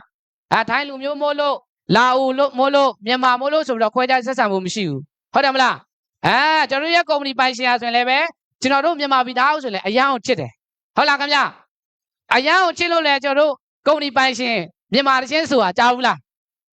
းအဲ့ဒါဘာလို့လဲမြန်မာပြည်သားတွေချစ်လို့မဟုတ်လားအဲ့ဒါကုမ္ပဏီပိုင်ရှင်ကိုလက်ကိုတိုင်တီးပေးပါအောင်မြန်မာတချင်းဆိုတာအထစ်အငေါ်မရှိပဲနဲ့ဆိုနိုင်တယ်ဟုတ်လားကျွန်တော်တော့မြန်မာတချင်းကောင်းဆိုမတောက်အကယ်ပြောတာဟုတ်လားပြီးတော့ဆိုရင်ကျွန်တော်ရဲ့ကုမ္ပဏီပိုင်ရှင်ရဆိုလည်းပဲဒါနေတကာလဲ့ပြီးတော့ပေါ့နော်ဒါကျွန်တော်တို့စေကူတာပေးတဲ့အစီအစဉ်တွေလုပ်တယ်နော်ရေပေးမှဆိုရင်လည်းပဲလူတန်းတယ်အရန်အောင်မှာစိတ်ထားစေတနာမွတ်မြတ်ပြီးတော့မှတကယ်ကိုစေတနာကောင်းတယ်တကယ်ကိုစိတ်ထားဖြူစင်တဲ့ကုမ္ပဏီပိုင်ရှင်ဖြစ်ပါတယ်ခင်ဗျဟုတ်လားโอเคအဲ့တော့ဒီနေ့စစ်သက်သဘောကုမ္ပဏီအားဆိုရင်လည်းပဲပေါ့နော်sorryโอเคစစ်သက်သဘောကုမ္ပဏီအားဆိုရင်အခုထိုင်းနိုင်ငံမှာပေါ့နော်ကျွန်တော်တို့စပြီးတော့ဖွင့်လှစ်ကြတဲ့ကဆိုရင်17နှစ်ဝန်းကျင်လောက်တောင်ရှိပြီပေါ့နော်အဲ့တော့ဒီမှာကြည့်ဒါသူရဲ့ရောင်းအားဆိုရင်တန်ပေါင်း2000တန်ပေါင်းထားပါတော့တန်ပေါင်း12000ပတ်ဝန်းကျင်ပေါ့နော်အများကြီးပဲကျွန်တော်တို့ရောင်းအားတွေရှိတယ်အဲ့တော့အဲ့ဒီရောင်းအားထဲမှာဆိုရင်ကျွန်တော်တို့စီးပွားရေးလုပ်တဲ့သူတွေအတွက်ပေါ့နော်ကျွန်တော်တို့ဒီမှာ55%ဆိုပြီးတော့မှကုမ္ပဏီကပေးထားတာဖြစ်တယ်အဲ့တော့ကုမ္ပဏီကအောင်မြင်တယ်ဆိုရင်မိတ်ဆွေတို့လည်းအောင်မြင်လို့မရဘူးလားအောင်မြင်လို့ရတယ်နော်ပြီးတော့ဆိုရင်လည်းပဲကျွန်တော်တို့ဒါဒီအခွင့်အလမ်းဆိုရင်လည်းပဲမိတ်ဆွေတို့သိရှိသွားပြီအားလုံးနားလည်ပြီလားသဘောပေါက်သွားပြီလားကဲဒီနေ့စပြီးတော့ဒီနေ့ဒီကုမ္ပဏီအကြောင်းသိရှိသွားပြီနားလည်သွားပြီဆိုရင်ကျွန်တော်တို့စတင်ဖို့အတွက်ကိုပေါ့နော်ယုံကြည်မှုရှိပြီလားโอเคအဲ့တော့ဒါဆိုရင်မိတ်ဆွေတို့ရေကုမ္ပဏီအကြောင်းတစ်ခုတည်းနဲ့တော့မိတ်ဆွေတို့နော်နားမထောင်သွားနဲ့ဒါပေမဲ့ဒီမှာပစ္စည်းအကြောင်းအတက်တွေးကြောဖြစ်တယ်ပစ္စည်းအကြောင်းလည်းမိတ်ဆွေတို့နားထောင်သွားဟုတ်ပြီလားလိုင်းမစင်သွားနဲ့ဟုတ်နော်โอเคဒါဆိုဒီနေ့မှာဆိုရင်ကျွန်တော်တို့ဒါအတက်တွေးကြောဖြစ်တယ်ထုတ်ကုန်ပစ္စည်းအကြောင်းလာရောက်ပြီးတော့မျှဝေပေးမဲ့လီဒါခေါင်းဆောင်ဆိုရင်လည်းပဲအစင်သင်းဖြစ်နေပြီ မတွေးကျင်ဘူးလားဘလောက်ထိချောတယ်ဘလောက်ထိအရေးချင်းရှိပြီးတော့မှဘလောက်ထိတော်တယ်ဆိုတဲ့လီတာကြီးကိုမတွေးကျင်ဘူးလားအရန်အောင်မှတွေးကျင်နေပြီပေါ့နော်အရန်တော်တယ်ကျွန်တော်တို့ဘာပြောရတယ်အားလုံးထနေကြရအရန်တက်ကြွတယ်ဟုတ်ပြီဒါဆိုရင်အားလုံးလဲပေါ့နော်ဒါတော်နေအားလုံးလဲပဲကျွန်တော်တို့အစင်နဲ့ဖြစ်ပြီဆိုတော့အရန်အောင်မှတော်ပြီးတော့တကယ်လေးစားအားကြကြကောင်းတယ်ဒါလီတာကြီးတလောက်9000ဘတ်ရရှိထားတဲ့လီတာကြီးစောနန်းကိုကျွန်တော်အနေနဲ့စင်မြင့်ပေါ်တို့ဖိတ်ခေါ်ပါတယ်ခင်ဗျာ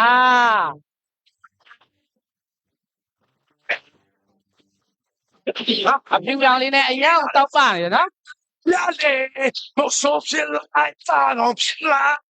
tired. Thanks.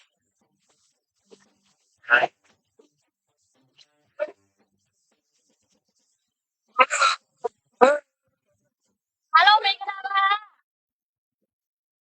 ဘယ်လိုလဲဒီနေ့ကမ္မနေရေရှည်ခိုင်မာမုံနဲ့ဒါတထေးတွေရဲ့စိတ်နေစိတ်ထားပြောသွားတဲ့လီတာကြီးမတော်ဘူးလားရှင်အရင်တော်တယ်ပေါ့နော်ဒါဆိုရင်ဒီနေ့ကမ္မနေရဲ့ရေရှည်ခိုင်မာမုံကိုသိပြီးပြီလားယုံကြည်လို့ရလားရှင်ဒါဆိုရင်ဒီနေ့ကမ္မနေရေရှည်ခိုင်မာမုံကိုပြောသွားတယ်လီတာကြီးအကိုချောချောလေးအတွက်လက်ခေါက်တန်ကြည်ကြည်လေးတီးပြီးပါရှင်ဟုတ်ကဲ့ပါဒါဆိုရင်ဒီနေ့မှာပေါ့နော်ကမ္မနေအကြောင်းလေးသိပြီးပြီဆိုတော့ဒီနေ့ထောက်ကုန်ပြည့်စည်အကြောင်းတွေကိုလေ့လာကြမယ်ရှင်နော်ဒါဆိုရင်ဒီနေ့မှာပေါ့နော်ဒါထောက်ကုန်ပြည့်စည်အကြောင်းတွေကိုမမျှဝေပေးခင်မှာပေါ့နော်ကျမရဲ့နာမည်နဲ့ app လေးညီကြတွေကိုလည်းမိတ်ဆက်ပေးပါရစေရှင်ဟုတ်ကဲ့ပါဒါဆိုရင်ပေါ့နော်ကျမရဲ့ app လေးကပေါ့မင်္ဂလာပါပေါ့နော် group တွေမှာခမ်းမရှိတဲ့မှာရောက်နေကြတယ်ဒါဆက်ဆက်စမိုးဝင်မိသားစုဝင်များအားလုံးမင်္ဂလာချီတော့နေ့လေဖက်လေးပါရှင်ကျမရဲ့နာမည်ကစိုးနန်းလို့ခေါ်ပါတယ်ရခိုင်တိုင်းရေးသူလေးတူဖြစ်ပါတယ်ရှင်တာလီစွာတွေပါလားဟုတ်ကဲ့ပါဒါဆိုရင်ပေါ့နော်ကျမတို့ဒီစီပါရင်နဲ့မိတ်ဆက်ပေးခဲ့တဲ့ကျမရဲ့ app လိုင်းကဆိုရင်အခုလက်ရှိမှာတလောက်ကိုဘတ်ငွေ1000ဘတ်နဲ့မတောင်းဆိုတဲ့ရာထူးကိုပိုက်ဆိုင်နေတဲ့ရခိုင်တိုင်းရေးသူလေးညီမတန်းကြီးပဲဖြစ်ပါတယ်ရှင် app လိုက်တဲ့လက်ခေါက်တချစ်ချစ်လေးတီးပါအောင်ရှင်ဟုတ်ကဲ့ပါဒါဆိုရင်ပေါ့နော်အခုလိုတိုလာတက်လာအောင်အခုလိုပေါ့နော်နေ့စာဘွားတွေကယုံထွက်လာအောင်အတွက်သင်ပြလမ်းပြပေးတဲ့နီးပြကောင်2ဦးရှိပါတယ်ပထမနီးပြသူကဆိုရင်တလားကိုပေါ့နော်9000ကနေပြီး8000ပဲစောစောတုန်းကပထမပိုင်းက MC တာဝန်ကိုယူဆောင်ပေးတော့တယ်ညီမစုမြတ်ပဲဖြစ်ပါတယ်ရှင်ဟုတ်ကဲ့ပါဒါဆိုရင်ပေါ့နော်နောက်ထပ်2ဦးမှဆိုလေပေါ့နော်ကျမတို့နဝက်ခေါင်းဆောင်ကြီးဖြစ်တဲ့တလားကို3သိန်းခွေးပတ်နဲ့စဖိုင်းရဆိုတဲ့ရာထူးကိုပိုက်ဆိုင်ထားတဲ့အနောက်မှာရက်နေတဲ့လီဒါကြီးအမသနာကြီးပဲဖြစ်ပါတယ်ရှင်အပလိုက်တဲ့နီးပြနှုံးကိုလေအရန်ကျေးဇူးတင်ပါတယ်ရှင်ဟုတ်ကဲ့ပါဒါဆိုရင်ပေါ့နော်ဒီနေ့မှာပေါ့ကျမတို့ကမ္မနေအကြောင်းတွေကိုသိပြီးပြီဆိုရင်တော့ဒါကမ္မနေရဲ့ရေရှည်ခိုင်မာမှုကိုဒါအခုဆိုရင်7နှစ်ထိရောက်လာပြီဒါဒီလောက်နှစ်တည်ထိုင်သိမ်းဖို့အတွက်ကျမတို့ဘာအကြောင်းလဲဆိုတာကမ္မနေရဲ့ထောက်ကုန်ပစ္စည်းတွေကအဓိကကြတာမဟုတ်ဘူးလားရှင်တကယ်လို့ကျမတို့တွေကကမ္မနေကောင်းယုံနဲ့တထေးတွေရဲ့စိတ်နေစိတ်ထားကောင်းယုံနဲ့ထောက်ကုန်ပစ္စည်းတွေအရေးသေးမရှိဘူးထောက်ကုန်ပစ္စည်းတွေမကောင်းဘူးဆိုရင်ကျမတို့ထိုးဖောက်လို့ရလားအခုလိုအောင်မြင်မလားရှိဟုတ်ကဲ့ပါဒါဆိုရင်ပေါ့နော်ကျမတို့ဒါပြည့်စည်အကြောင်းတွေကိုလေ့လာသွားကြမယ်ပေါ့နော်ဒါဆိုရင်ကျမတို့ပေါ့နော်အခုဆိုရင်ဒါပြည့်စည်တွေထိုးဖောက်ထားတာပေါ့နော်9နိုင်ငံထိဖြစ်လာပြီပေါ့နော်အခုဆိုရင်ဒါအခုဆိုရင်လေပေါ့နော်ဒါဖိလစ်ပိုင်နိုင်ငံဆိုပြီးနောက်ထပ်နိုင်ငံဖောက်ထားတာဖြစ်တယ်ဘာလို့လဲဆိုတော့ပြည့်စည်တွေကောင်းမှန်လို့ဖြစ်တယ်ပေါ့နော်ဒါဆိုရင်ကျမတို့တွေကပေါ့တော့အဲ့ဒီပြည့်စည်တွေကိုထိုးဖောက်ထားတဲ့အပိုင်းမှာပေါ့နော်ကျမတို့တွေကဒီကမ္မနီရဲ့ပေါ့နော်ဒါရေရှည်သွားဖို့ရန်အတွက်ဆိုရင်ဈေးကွက်ထိုးဖောက်တဲ့အချင်းမှာဆိုကျမတို့တွေကနီးပြူဟာ3ပြူဟာနဲ့ထိုးဖောက်ထားတာဖြစ်တယ်။နော်ဒါဆိုရင်ကျမတို့တွေကပေါ့နော်ဒါဘယ်လိုပြူဟာမျိုးလဲဆိုရင်နံပါတ်1ပြူဟာကကြတော့ပြည့်စည်အမျိုးအစားစုံလင်စားရှိလို့ပဲဖြစ်တယ်။ဒါဆိုရင်မိတ်ဆွေတို့ကိုကျမတို့ခုမေးကြည့်မယ်ပြည့်စည်တစ်မျိုးတည်းရှိတဲ့နေရာဒေသတစ်ခုနဲ့ပြည့်စည်အများကြီးရှိတဲ့နေရာဆိုရင်ဘယ်နေရာမှာသွားပြီးတော့ဝယ်မလဲရှင်။သေချာတယ်အများကြီးရှိတဲ့နေရာမှာဝယ်မယ်ဒါဆိုရင်ကျမတို့အပြင်လောကမှာပြည့်စည်တစ်မျိုးတည်းရှိတဲ့နေရာတောင်မှထိုးဖောက်လို့တော့အခုဘဝတွေပြောင်းလဲနေတဲ့သူတွေအများကြီးရှိတယ်ကျမတို့ဒီစီပါရင်မှာဆိုရင်ဒီကမ္မနီမှာဆိုရင်ပြည့်စည်အမျိုးအစားစုံလင်စားရှိတယ်နော်ဒါဆိုရင်ပေါ့နော်ကျမတို့တွေကပြည့်စည်အမျိုးအစားစုံလင်စားရှိတဲ့အထင်းမှာဆိုရင်ပေါ့နော်ဒါဘာပြည့်စည်တွေရှိရဲဆိုတော့ပြည့်စည်တွေကအများကြီးရှိတယ်ပေါ့နော်ပြည့်စည်တိတ်အခုဆိုရင်ကျမတို့ဒီပြည့်စည်လေးတွေကိုဒါအတိတ်တွေမြည့်ပြီးတော့သင်ထုံးလုံးနေတာဆိုရင်အခုဆိုပြည့်စည်အမျိုးအစား100နီးပါးထိရှိလာပြီဖြစ်တယ်မကောင်းဘူးလားရှင်ဒါဆိုပြည့်စည်တစ်မျိုးတည်းနဲ့ထိုးဖောက်လို့အဆင်ပြေမလားဥပမာဆေးတွေပဲရှိမယ်သွားတဲ့ဆေးတွေပဲရှိမယ်ဆိုရင်အဆင်ပြေလားမပြေဘူး နော်ဒါဆိုရင်ကျမတို့ပြည့်စည်အမျိုးစုံမိတ်ဆွေတို့ကြိုက်တဲ့ပြည့်စည်လေးတွေနဲ့ထိုးဖောက်လို့ရတာဖြစ်တယ်ရှင်နော်ဒါကြောင့်မလို့ကျမတို့ဒီပြည့်စည်အမျိုးသားထဲမှာဆိုလေပေါ့နော်ဒါကျမအရန်ကြိုက်တဲ့ပြည့်စည်တွေရှိတယ်ဒါပေမဲ့အဲ့ဒါကကြတော့မျှဝေပေးမှာပေါ့နော်ဒါဆိုရင်ပေါ့ဒါကကြရင်နံပါတ်1 view ဟာဖြစ်တယ်ပေါ့နော်နံပါတ်2 view ဟာကကြတော့ကျမတို့နေပညာအသုံးပြုနေဖြစ်တယ်ပေါ့နော်ဒါပြည့်စည်အသစ်အဆန်းလေးတွေကိုဒါထောက်လုပ်တဲ့ဖြစ်တယ်ပေါ့နော်ပြည့်စည်အသစ်အဆန်းလေးတွေကိုစားတယ်ကျမတို့ကမ္မနေကဆိုရင်ဒါပြည့်စည်တွေက2လတစ်ကြိမ်3လတစ်ကြိမ်ထိုးဖောက်ထားတာတွေမရှိဘူးလားတလတစ်ကြိမ်2လတစ်ကြိမ်3လတစ်ကြိမ်ပြည့်စည်အသစ်အဆန်းတွေကိုပဲထောက်ထားတာမရှိဘူးလားရှင်ဒါဆိုရင်အခုဆိုရင်အသစ်အဆန်းတွေကိုကြိုက်တဲ့သူကအများကြီးဖြစ်တယ်ဒီခိုက်ကြီးမှာဆိုအသစ်အဆန်းတွေမကြိုက်ဘူးလားအရန်ကြိုက်တယ်ဘာလို့လဲဆိုတော့အင်ကြီးတောင်မှနွမ်းသွားပြီဆိုမဝဲရှင်တော့နောက်တစ်ထည်ဝဲရှင်တယ်ဟုတ်တယ်မလားဒါဆိုပြည့်စည်တွေလည်းဒီလိုပဲကျမတို့တွေကယောက်ျားလေးတွေဆိုလေဒီတိုင်းပဲနော်ယောက်ျားလေးမှမဟုတ်မိန်းကလေးမှမဟုတ်ခုဆိုအသစ်အဆန်းတွေကိုပဲကြိုက်တာဖြစ်တယ်နော်ဒါကြောင့်မလို့ကျမတို့ပြည့်စည်တွေကဆိုလေအသစ်အဆန်းတွေအမြဲတမ်း3လတစ်ကြိမ်4လတစ်ကြိမ်အမြဲတမ်းထုတ်လုပ်နေတာဖြစ်တယ်ဒါကြောင့်မလို့ပေါ့နော်ကျမတို့ပြည့်စည်အသစ်အဆန်းတွေထုတ်လုပ်တဲ့အခါမှာဈေးကွက်ထိုးဖောက်တဲ့အခါမှာလေနံပါတ်1မှာကျမတို့ comment ကရောက်ရှိနေတာဖြစ်ပါတယ်ရှင့်နော်ဟုတ်ကဲ့ပါပေါ့နော်ဒါဆိုရင်ပေါ့နော်ကျမတို့တွေကပေါ့နော်ဒါနံပါတ်2 view ဟာကိုကျမပါကြောက်ရွေးရှေ့ရလေးဆိုဟုတ်လို့ပေါ့နော်ပြည့်စည်အသစ်အဆန်းတွေကိုအတိတ်တွေမြင်ပြီးတော့ကျမတို့ comment တစ်ထေကအမြဲတမ်းထုတ်လုပ်ပေးနေတာဖြစ်လို့နော်ကျမတို့ဈေးကွက်ထိုးဖောက်တဲ့အခါမှာလေအရန်လွေကူတယ်နော်ဒါကြောင့်မလို့ကျမကိုယ်တိုင်လာလေနံပါတ်2 view ဟာကိုရွေးရှေ့လာခြင်းဖြစ်ပါတယ်ဒါဆိုရင်နံပါတ်1 view ဟာမှာကြတော့ပေါ့နော်တင်းတော့ဈေးနဲ့ပေါ့နော်ပေးပြန်ရတဲ့ငွေနဲ့ပေါ့နော်ဝေလိုက်တဲ့ငွေနဲ့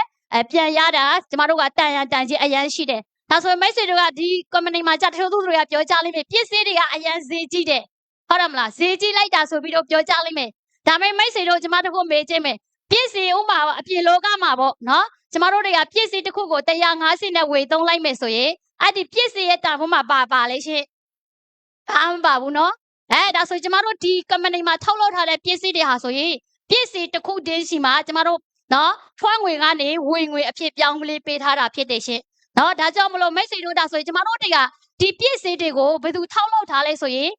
ဒီနေ့company ရေရှည်ခိုင်မာမှုကိုပြောပေးသွားတဲ့ leader ကြီးကိုအောင်စင်ပြူကပါပြောသွားကျမတို့ထောက်တဲ့နော်ဒီ company ကိုတည်ထောင်ထားတဲ့တစ်ထေကဆိုရင်ဒေါင်တာတူဖြစ်တယ်ရှင်ဟိုမကောင်းဘူးလားဒါဆိုရင်ကျမတို့တွေကပေါ့နော်ဒေါင်တာထောက်တဲ့ပြည့်စည်နဲ့မိတ်ဆွေတို့အပြင်မှာပြည့်စည်ဘာပြည့်စည်တွေဝေသုံးရေးလဲရှင်ဒါဆိုရင်ကျမတို့တွေကပေါ့နော်အပြင်မှာတော့မှဝေသုံးရေးတယ်ဆိုရင်ကျမတို့ဆရာဝန်တွေထောက်ထားတဲ့ပစ္စည်းကိုဝေမသုံးရေးဘူးလားရှင်ဒါဆိုရင်ကျမတို့စိတ်ရှားလုံခြုံပြီးတော့ပစ္စည်းတွေကိုလည်းသုံးဆွေးလို့ရတယ်ကျမ်းမာရေးလေးကာကွယ်ပေးတယ်ပတ်စာလေးရမယ်ဆိုသုံးလိုက်လားရှင်ဒါကြောင့်မလို့ပေါ့နော်ဒါဆိုရင်ကျမတို့တွေကပေါ့နော်ဒါအမခံရှင်အမတ်တစိတ်တွေများလေးရှိတယ်ကဘာကိုဒီထိုးဖောက်ထားတဲ့နော်ပစ္စည်းလေးတွေပေါ့နော်ဒါကြောင့်မလို့ကျမတို့တွေကကဘာအကောင်ဆိုပေါ့နော်ဒါတီးတဲ့တိတ်ဦးသိပ်ပေါ်တင်တဲ့လေပစ္စည်းတွေကိုဖိုထုတ်ထားတာဖြစ်တယ်ရှင်နော်ဒါဆိုရင်အခုလိုပေါ့သုံးပြဟာရဲ့အောက်မှာပေါ့နော်ပစ္စည်းက6အုပ်စုရှိတာဖြစ်ပါတယ်ရှင်ဘာပစ္စည်းတွေလဲသိရှင်တဲ့သူတွေရှိလားရှင်ဟုတ်ကဲ့ပါဒါဆိုရင်ပေါ့နော်ကျမကနေပြီးတော့ပစ္စည်း6အုပ်စုကိုလာပြီးမျှဝေပေးမှာဖြစ်ပါတယ်ဒါနံပါတ်1အုပ်စုကကြတော့ကျမတို့နိလီဟောအုပ်စုလို့ခေါ်တယ်နော်နိုထွေလီအုပ်စုလို့ခေါ်ပါတယ်ဒီနိုထွေလီအုပ်စုမှာဆိုရင်ဒါနော်ကျမတို့တွေကကျမ်းမာရေးစောင့်ရှောက်တဲ့သူတွေပါလားရှင်ကျမလေးကျမ်းမာရေးစောင့်ရှောက်နေတဲ့သူတွေရောက်ဖြစ်တယ်ဒါဆိုရင်ပေါ့နော်မိတ်ဆွေတို့ဒီနေ့ကိုကကျမ်းမာရေးစောင့်ရှောက်တဲ့သူတွေဆိုရင်ဒီအုပ်စုဟာဆိုရင်ဓာတ်စာပေါ့နော်ကျမ်းမာရေးစောင့်ရှောက်တဲ့အာဟာရဓာတ်စာတွေဖြစ်ပါတယ်ဒါကြောင့်မလို့ကျမတို့တွေကယောဂတခုမဖြစ်ခင်ကာကွယ်ထားတာကောင်းလားဖြစ်ပြီးမှကာကွယ်ထားတာကောင်းလားရှင်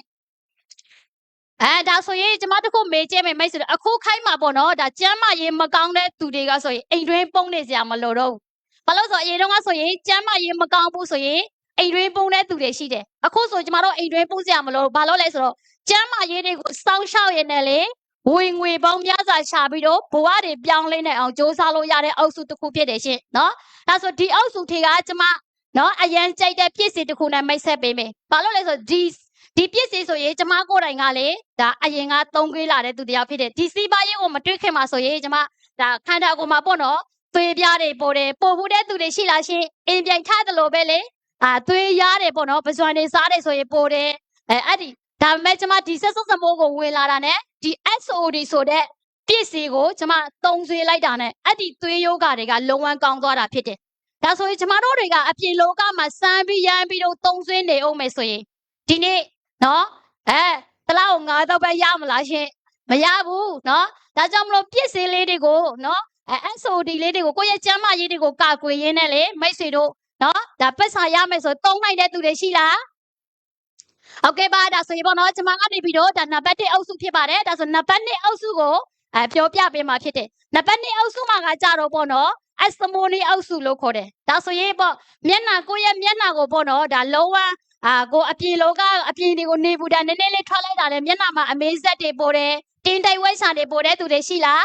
အလားပါကြိုက်တဲ့သူတွေရှိလားရှင်အလားပါမကြိုက်တဲ့သူကနော်လောကကြီးမှာမရှိတော့ဘူးနော်အကုန်လုံးကကြိုက်တာဖြစ်တယ်ဒါဆိုရင်ကျမတို့ရဲ့မျက်နှာပေါ်မှာပေါ့နော်အမေးဆက်လေးတွေကိုတင်းတိုက်ဝဲဆန်လေးတွေကိုဖေရှားရင်းနဲ့ဒီနေ့တလားကို9တော့ပဲလိုချင်တဲ့သူတွေရှိလားဒါဆိုရင်ကျမဒီပြစ်စီလေးကဒီ Asmoni အုပ်စုတွေကကျမပြစ်စီတစ်ခုနဲ့မိတ်ဆက်ပေးမယ်နော်ဒါကကြရင်စမ်းခရီလို့ခေါ်တယ်ကျမတို့အပြင်လောကမှာနင်းနေလေးဘလောက်ပဲအရိုက်တွင်းမှာလှပနေပါစေအပြင်ကိုနေဘူးတာနင်းနေလေးထားလိုက်တာနဲ့တင်းတိုက်တွေပို့တယ်မျက်နှာမှာနော်ဒါဆိုကိုယုံကြည်မှုရှိလားမရှိဘူးနော်ဒါကြောင့်မလို့ဒီနေ့ DS နော်ဒီစမ်းခရီလေးကိုတုံးလိုက်တာနဲ့မျက်နှာမှာအမေးဆက်လေးတွေကိုဖေရှားပေးတယ်မျက်နှာမှာမတက်ရှင်တဲ့အမေနော်ဒါတင်းတိုက်ဝက်ဆန်လေးတွေကိုဖေရှားပေးတာဖြစ်တယ်ဒါဆိုရင်ကျမတို့တွေကမျက်နှာမှာပေါ့အမေးဆက်လေးတွေကိုဖေရှားရင်းနဲ့ဒီနေ့ဝင်ငွေပေါင်းများစွာလိုရှင်တဲ့သူတွေရှိလားနေ့စာလာခါစားနားရှင်တဲ့သူတွေရှိလားရှင်ကျမဒီပြည့်စင်လေးတွေကိုသုံးစင်တော့ဒီနေ့စာနားနေတာတစ်နှစ်နှစ်နှစ်ရှိပြီရှင်ဟုတ်ကဲ့ပါကျေးဇူးပါနော်ဒါဆိုရင်ဒါကကြတော့ကျမတို့နံပါတ်2အုပ်စုလို့ခေါ်ပါတယ်ဒါဆိုရင်နံပါတ်3အုပ်စုကိုသွားမှာဖြစ်ပါတယ်ပေါ့နော်နံပါတ်3အုပ်စုကကြတော့ပေါ့နော်ဟုတ်ကဲ့ပါဒါဆိုရင်ပေါ့နော်နံပါတ်1အုပ်စုကကြတော့နှုတ်ထွေးလေးအုပ်စုလို့ခေါ်တယ်နော်ခဏလေးတော့ဆက်စရာကမလားသည်ပါတော့နှုတ်ထွေးလေးအုပ်စုလို့ခေါ်ပါတယ်ဒါဆိုရင်ဒါပေါ့နော်ဒါနေရင်းနဲ့နော်အိမ်မှာနေရင်းနဲ့ယောက်ျားလေးတွေပေါ့ဒီခိုက်ကြီးမှာဆိုယောက်ျားလေးတွေမိန်းကလေးတွေကန်ဆေးတဲ့သူတွေရှိလားစားပြီးသားပကံလေးတွေကိုပေါ့နော်စားပြီးသားပကံဒါတချို့သောသူတွေကဆိုရင်ငါတို့တွေကအိမ်ရှင်တီးပကံဆေးစရာမလိုဘူးအဲ့လိုပဲပေါ့ဒါပေမဲ့ဒီခိုက်ကြီးမှာမဟုတ်တော့ဘူးဘာလို့လဲဆိုတော့အိမ်ရှင်တီးတွေလေကျမတို့တွေကစီပါရေးလောက်ရတဲ့အခါမှာပေါ့နော်အိမ်ရှင်တီးတွေလေပကံဆေးရတယ်အင်ဂျီချိုရတယ်ဒါဆိုအင်ဂျီတစ်ထည်ကိုဝက်လိုက်တဲ့အခါမှာလွှတ်ပြလိုက်တဲ့သူတွေရှိလားမရှိဘူးနော်တထေးတွေတော့မှမလွှတ်ပြဘူးထပ်ပြီးတော့ရှို့သေးတယ်ဟုတ်တယ်မလားရှင်ဒါဆိုရင်ကျမတို့တွေကပကံဆေးရင်းနဲ့နော်အင်ဂျီရှို့ရင်းနဲ့အဝက်ရှို့ရင်းနဲ့လေဒီနေ့တလောက်ကို9တော့ပဲနေ့စာနာရှိတဲ့သူတွေရှိလားဟုတ်ကဲ့ပါဒါဆိုကျမတို့ဒီလိုတိုးတက်နေတဲ့ခိုင်မှာနော်ပကံဆေးရင်းနဲ့နော်အင်ဂျီရှို့ရင်းနဲ့လေကျမတို့တွေကဝင်ငွေရှာလို့ရနေပြီနော်သူများခိုင်းတဲ့နေစားဘွားတွေကယုံထွက်လို့ရတယ်တကယ်တမ်းကျတော့မိတ်ဆွေတို့ကတွေးလိုက်မယ်ဒီပြည့်စည်တွေကနော်အပြင်မှာလေးဝေလို့ရတယ်ဒါပေမဲ့အပြင်မှာလေးဝေလို့ရတာမှန်တယ်နော်ဒါပေမဲ့ကိုဘဝပြောင်းလဲမှုရှိလားမရှိဘူးရှိနော်ကျမတို့မွေးကလေးကဒီလိုဝေလာတာဘယ်နှစ်နှစ်ရှိပြီလဲမပြောင်းလဲသေးဘူးဟုတ်တယ်မလားရှိဒီနေ့ကျမဆက်စမိုးမှာ2နှစ်ပဲဝေသုံးသေးတယ်နော်တလောက်9000နဲ့နေ့စာနာသွားပြီနော်ဒါကြောင့်မလို့အင်ဂျီရှိုးရင်းနဲ့ပကံဆေးရင်းနဲ့လေဟုတ်ကဲ့ပါအရင်ကျေးဇူးတင်ပါတယ်ဒါဆိုရင်အင်ဂျီရှိုးရင်းနဲ့ပကံဆေးရင်းနဲ့လေကျမတို့လုံးလို့ရတယ်နော်တချို့သူတွေဆိုရင်ယောက်ျားလေးဖေးပြီးတော့ယောက်ျားလေးဆိုပြီးတော့ပကံဆေးစရာမလိုဘူးဆိုတဲ့သူတွေရှိတယ်ဒါမဲ့ဆေးရတယ်မြန်မာပြည်မှာတော့မှမိမကြောက်ရင်ပကံဆေးရတယ်မဟုတ်ဘူးလားရှင်နော်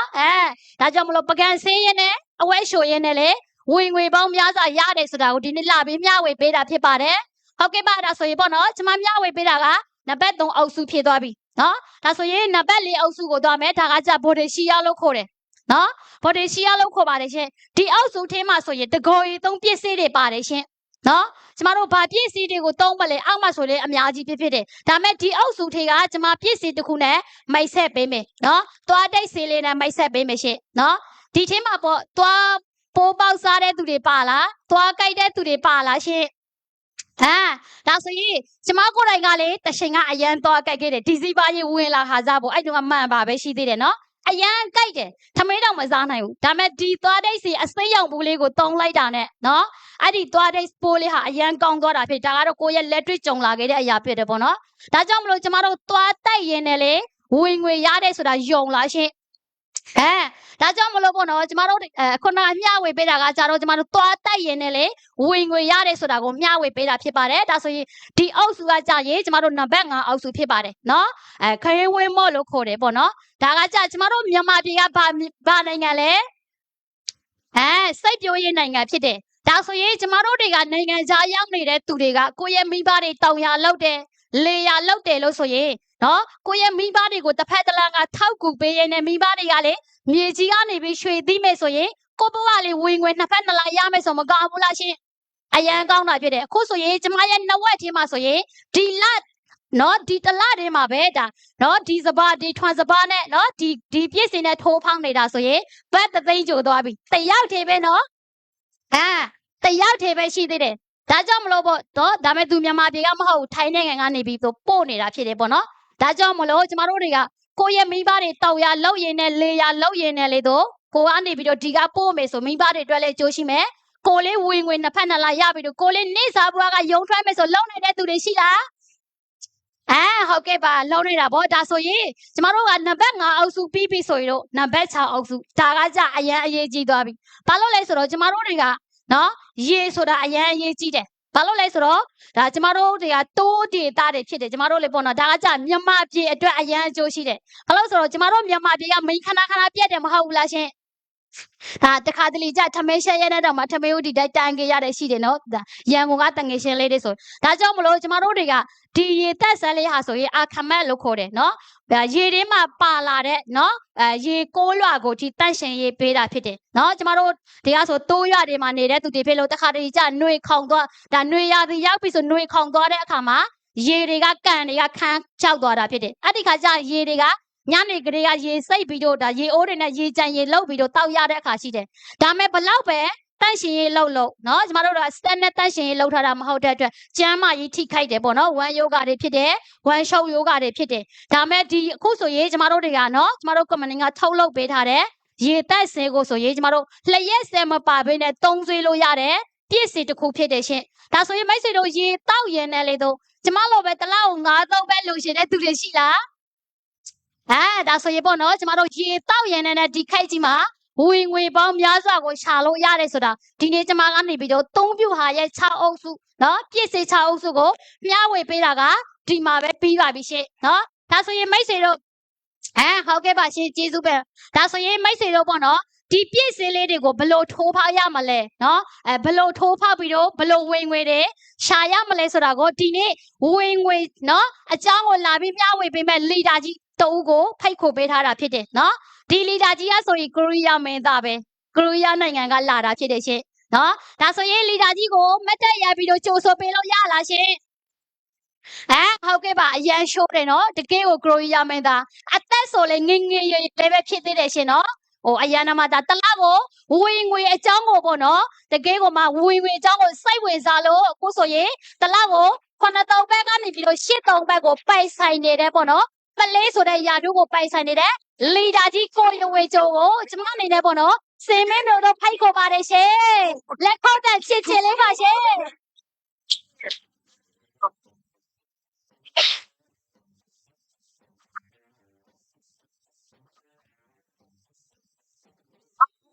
မသေးကြနဲ့ဘယ်လိုပြလဲမဆုံးဖြစ် မင်္ဂလာပ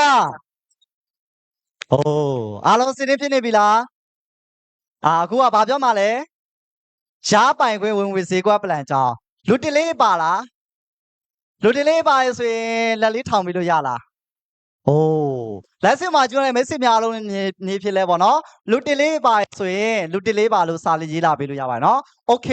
คဒါဆိုရင်ကျွန်တော်အနေနဲ့ဒီနေ့ရှားပိုင်ခွင့်ဝင်ဈေးကွက်ပလန်ကြောင်းမပြောခင်အရင်ဆုံးနာမည်လေးမိတ်ဆက်ပေးမယ်အားလုံးပဲမင်္ဂလာပါကျွန်တော်နာမည်ကတော့ရဝေကျော်လို့ခေါ်ပါတယ်ခင်ဗျကျွန်တော်အခုမျိုးဆက်ဆောင်မှုစီးပွားရေးခွန်နဲ့မိတ်ဆက်ပေးတဲ့သူကတော့လက်ရှိမှာပလဲရာသူနဲ့ဘန်းဝေ9,000ဘတ်အထက်မြန်မာငွေ380ကျော်ထက်ရရှိနေတဲ့ဒါကြီးကိုနောင်ပဲဖြစ်ပါတယ်ခင်ဗျာပြီးတော့ကျွန်တော်နီးပြပြီးနီးပြရှိပါတယ်နီးပြပြီးနီးပြတော့လက်ရှိမှာစဖိုင်းရာသူနဲ့ဘန်းဝေ3ခွဲဘတ်အထက်ရရှိနေတဲ့လီဒါကြီးအမဖြိုးတိုင်လေးနဲ့ဖြစ်ပါတယ်နီးပြဆိုလည်းလက်ခုပ်လေးတီးပေးပါအောင်နောက်တစ်ခုကတော့လက်ရှိမှာအိမ်လောင်းရာသူနဲ့ဘန်းဝေ2သိန်းဘတ်ထက်ရရှိနေတဲ့လီဒါကြီးကိုဆိုင်မင်းတိန်ဖြစ်ပါတယ်နော်နီးပြ2ဦးအတွက်လည်းလက်ခုပ်လေးထပ်မှန်ပြီးတော့တီးပေးပါနော် များများတိတဲ့လူကပတ်စံများများရမှာပဲနော်ပြီးတော့ကျွန်တော်ရဲ့နဝကောင်းသားဖြစ်တဲ့ဒိုင်းမွန်တလောက်ထိုင်းပန်းဝေ၄သိန်းပတ်ထံ5သိန်းပတ်ရရှိနေတဲ့လီဒါကြီးအမားစစ်မင်းလီဒါကြီးကိုနေပြဒိုင်းမွန်ရာလူရှင်လီဒါကြီး2ဦးအတွက်လည်းလက်ခောက်လေးကြက်ကြက်လေးထပ်မှန်ပြီးတော့တီးပေးပါနော်ပြီးတော့ကျွန်တော်ဒီကုမ္ပဏီပိုင်ရှင်တထိန်2ဦးဖြစ်တဲ့ဒေါက်တာစစ်တဝီကေရှောင်းဝင်နာနဲ့ CEO နော်ဘတ်ခင်ဒီတီလိုဝေချေကုမ္ပဏီပိုင်ရှင်တထိန်2ဦးအတွက်လည်းထပ်မှန်ပြီးတော့လက်ခောက်လေးတီးပေးပါနော်ဟိုးလက်ခောက်ပဲတီးနေရနော်ပြီးတော့ကျွန်တော်ဆိုရင်ဒီ CY မလို့ခင်တော့ကဆိုရင်ထိုင်းနိုင်ငံမှာ AR ကွန်းနဲ့ AR ကွန်းပိုင်လန်တက်စင်လို့ကိုလုပ်ခဲ့တဲ့တူတယောက်ပဲပင်မန်းတာပေါ့လူလေးရသေးသေးလောကတုတ်ကလူနဲ့မလိုက်ဘူးအဲ့ဒီလောက်မှာ2နှစ်ဝင်း2ပါလောက်ကြာသွားတယ်ဘာမှမပြောင်းလဲဘူးအဲ့ဒါဒီဆက်ဆက်ဝန် CY နဲ့တွေ့တော့လက်ရှိလောက်ကမထွက်ဘဲနဲ့သွဲလုံရင်နဲ့အဲ့ပထမနေ့မှာပဲနော်ကုမ္ပဏီเจ้าတွေပစ္စည်းเจ้าတွေဝင်ငွေရပိုင်ခွင့်ဈေးကွက်ပလန်မှာကျွန်တော်အနေနဲ့အခွက်လန်းနေမြင်ပြီးတော့အတိနေ့မှာပထမဆုံးအတင်းဝင်ပြီးတော့စူးစားခဲလို့ပဲဒီ CY မှာ2နှစ်ဝင်းချစ်လေးနဲ့တောက်ဘန်းဝေ9000ပတ်ထက်ရရှိပေါ်နေစားလို့မလို့3နှစ်ကျော်တော့ပါပြီခင်ဗျာဟိုးမကောင်းလားဒါစင်တိစားအားတော့ပြီးလို့ရလားဟိုးရရနော်ဒါစင်ဒီ CY မှာဆိုရင်ဝင်ငွေရဖို့ဆိုရင်အရင်မခက်ပါဘူးဝင်ငွေရဖို့ချက်လေး3ချက်လေးနဲ့စတင်လို့ဆောင်မှာဖြစ်တယ်ဘယ်နဲ့ချက်လဲအချက်3ချက်နဲ့စတင်လို့ဆောင်မှာဖြစ်တယ်နံပါတ်1လောရမယ့်ချက်ကတော့မက်ဆီတို့အလုပ်တစ်ခုလုပ်မယ်ဆိုရင်တရားဝင်နဲ့လုပ်နေတရားမဝင်နဲ့လုပ်ဘယ်လုပ်ကိုလုပ်မှာလဲတေချာတယ်လူတိုင်းကတရားဝင် CY ကိုလုပ်မှာပဲကျွန်တော်ဒီ CY ကတရားဝင် CY ဖြစ်တယ်တရားဝင် CY ဖြစ်တယ်မဲ့တရားကိုအတင်းဝင်ရပါတယ်အတင်းဝင်ကြီးကတော့ထိုင်းပေါင်းဝေ300ပတ်လေးပဲရှိတယ်မြန်မာငွေဆိုရင်ရော4000ချော်ပေါ့မလေးရှားငွေ40စင်ကာပူငွေ20ပါဘာလို့လဲဆိုတော့တရားဝင် CY ဖြစ်တော့မိမိရဲ့ passport လိုအပ်ပါတယ်ဘယ်တွေ့ကြော်ရေးကျွန်တော်မှာ passport မရှိဘူးရပါမလားမှတ်ပုံတင်တယ်လည်းဝင်လို့ရတယ်ကုမ္ပဏီပါရှင်တထိန်2ဦးတော့လည်းလက်ခောက်လေးထပ်မှန်ပြီးတော့တီးပေးပါအောင်နော်အားကြောင့်မှတ်ပုံတင်တယ်လည်းဝင်ရတယ် passport မရှိတဲ့လူကဲ300များသွားလားခင်ဗျ CY လို့ဘောင်းဝင်300ပဲများသွားလာ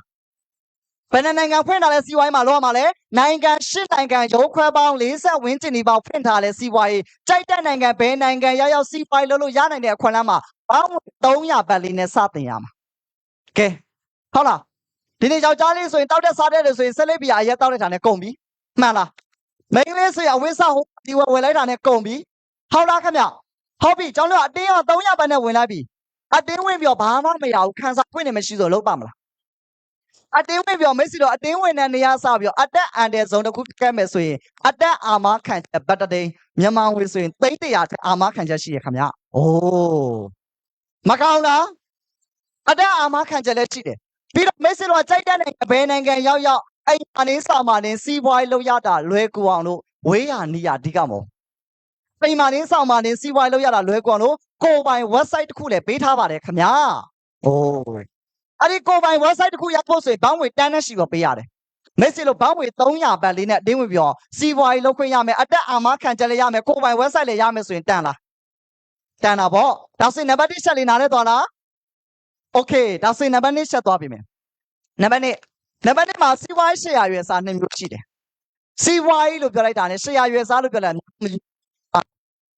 ်ဘာဖြစ်လို့လဲဆိုတော့မက်ဆီတော့ပြင်လောကမှာပစ္စည်းတွေဝယ်တုံးတာစီးပွားရေးလုပ်ခွင့်ရလားရှေ့ပိုင်းမှာပြောတဲ့ထုတ်ကုန်ပြောကြပြသွားတယ်အမဆွန်နေဆက်ဆောင်မိုးစီးပွားရေးမှာကျမကြီးတခွေတုံးအလားပါအိမ်တွင်းတုံးစိုက်ပျိုးရေးရေတန်းဆက်ကိုနင်းစင်ခေါင်းကနေရှေ့ဆုံးနင်းစင်3နှစ်ကြာပစ္စည်းကုန်သွားပြီဆိုအပြင်မှာဝယ်ဘူးလားအမေဖိုင်တွေကဥဝဲဆိုပြီးဝေးလာတယ်အခုချိန်ဒီဘာပြန်ရပြီလဲစီဝိုင်းလောက်ခင်းရပြီလားတက်လုံးကရနိုင်ပါမလာ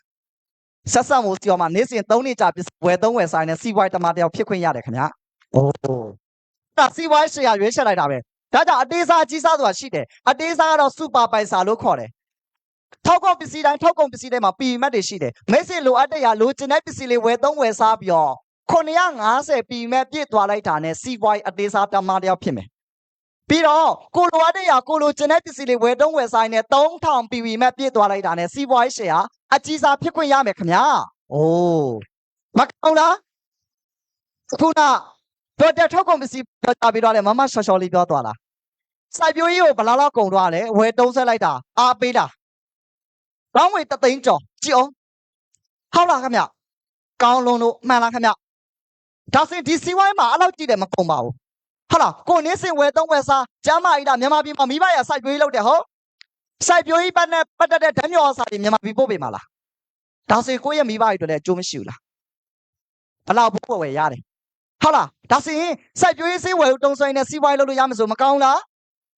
ကျမ်းမာရေးမကောင်းမိဘရေကျမ်းမာရေးနဲ့ပတ်သက်တဲ့ဖြစ်ဆက်ဓာတ်စာတွေဝယ်သုံးဝယ်ဆိုင်နဲ့စီးပွားရေးလုပ်လို့ရတယ်ဝါကောင်းလားအလားပါကြိုက်တဲ့လူပါလား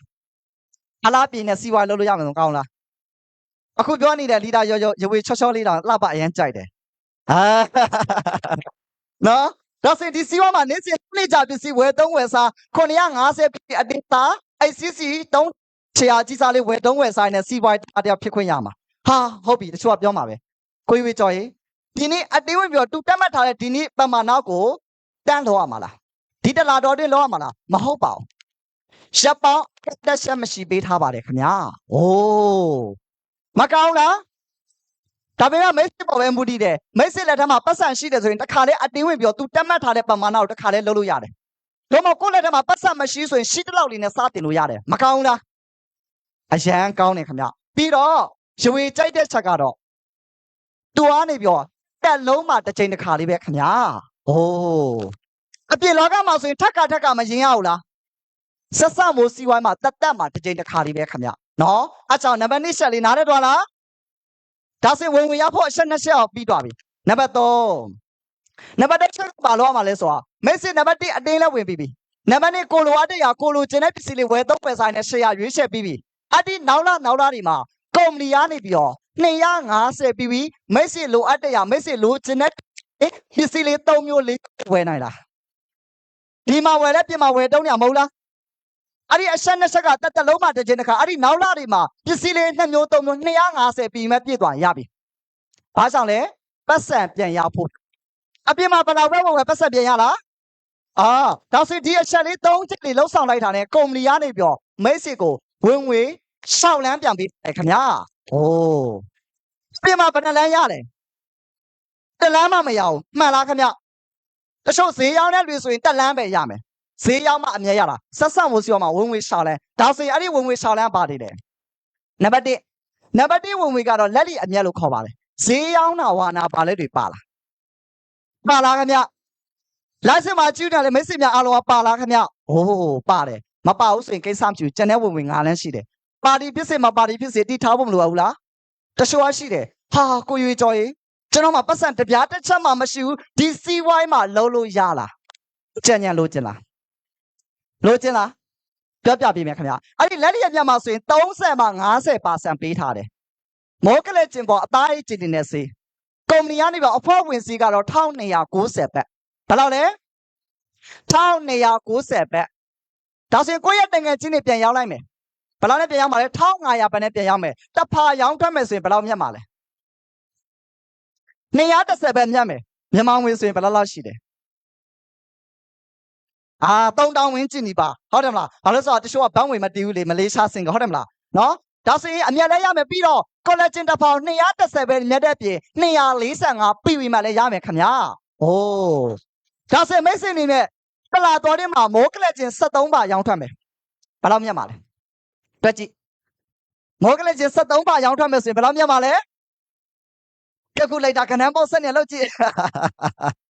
ဘယ်လောက်မြတ်မှာလဲ။ collagen 73ပါရောင်းထွက်မယ်ဆိုရင်ဘယ်လောက်မြတ်မှာလဲ။2000ဘယ်လောက်လဲ။နော်ဖုန်းလေးထုတ်ပြီး calculator နဲ့တွက်ကြည့်ဟာလား collagen 73ပါရောင်းထွက်မယ်ဆိုရင်ဘယ်လောက်မြတ်မှာလဲ2000ကြည့် calculator နဲ့တွက်ကြည့်မတင်ကလေးပေါက်စားရကြာလားမတွက်တဲ့လူတွေကြာလားတွက်ကြည့်ပါဦး73ပါ210မြောက်73နဲ့မြောက်လိုက်ဘယ်လောက်မြတ်မှာလဲတို့သူငယ်တန်းနဲ့ကြာရောက်နေဟမ်2930โอ้ကြည့်အောင်2930မြန်မာငွေဆိုရင်3သိန်းကျော်မရဘူးလားပြီးတော့ပြီးမှဘယ်လောက်ရတယ်တွက်ကြည့်ပါဦးတစ်ဖောင်245 73ဖာဆိုရင်ဘယ်လောက်ရမှာလဲပြီးမှက3185ကဲ collagen 73ဖာရောင်းထွက်လိုက်တာနဲ့2900ကျော်လဲရမယ်800ကြီးစားလည်းဖြစ်မယ်ခင်ဗျာโอ้မကောင်းလားဒါဆိုရင်လက်ထက်မှာပတ်စံရှိဖို့လိုအပ်လားကဲဈေးရောက်နေတဲ့ဆရာကြီးစားအမြန်ဆုံးဖြစ်အောင်လုပ်လို့မရဘူးလားမြင်သွားလားပတ်စံရှိတဲ့လူဆိုရင်ဟုတ်ကောင်းတာပေါ့အမြတ်ရတာပေါ့ ဒါမှပတ်စံမရှိရလူလည်းအမျက်မရဘူးလားဒါဆိုကွာဈေးရောင်းနဲ့ရှေ့ရအကြီးဖြစ်သွားမယ်ဆိုရင်အထူးဈေးနဲ့ရမယ်ခင်ဗျမကောင်းလားကော်လဂျင်က1290ပဲနဲ့ဝယ်လက်ပစ္စည်းကို1000နဲ့မှ90ပဲနဲ့အထူးဈေးနဲ့ရမယ်ခင်ဗျ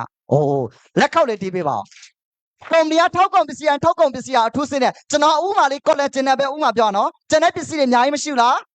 းရှိတယ်ခင်ဗျနံပါတ်1လက်လီအမြတ်ကိုနားလဲတော့လားလက်ခောက်လေးတီးပေးပါအရှမ်းတော့အနာကတစ်ထေးလောင်းနေဖြစ်မယ်ဆိုတာယုံကြည်ရနော်โอเคဒါဆိုနံပါတ်2ဝင်ငွေသွားပေးမယ်နံပါတ်2ဝင်ငွေကတော့မိတ်ဆက်စုကြည်လို့ခေါ်ပါတယ်မိမိကိုယ်တိုင်အတင်းဝင်နေအတင်းဝင်ပြောခွန်းအောင်ကြိုက်လို့ရှေ့ရကြီးစားနဲ့ဝင်ရောက်လောက်ကင်မယ်ဒါဆိုရင်ကိုယ့်လိုမျိုးချမ်းသာခြင်းနဲ့လို့မရှိဘူးလား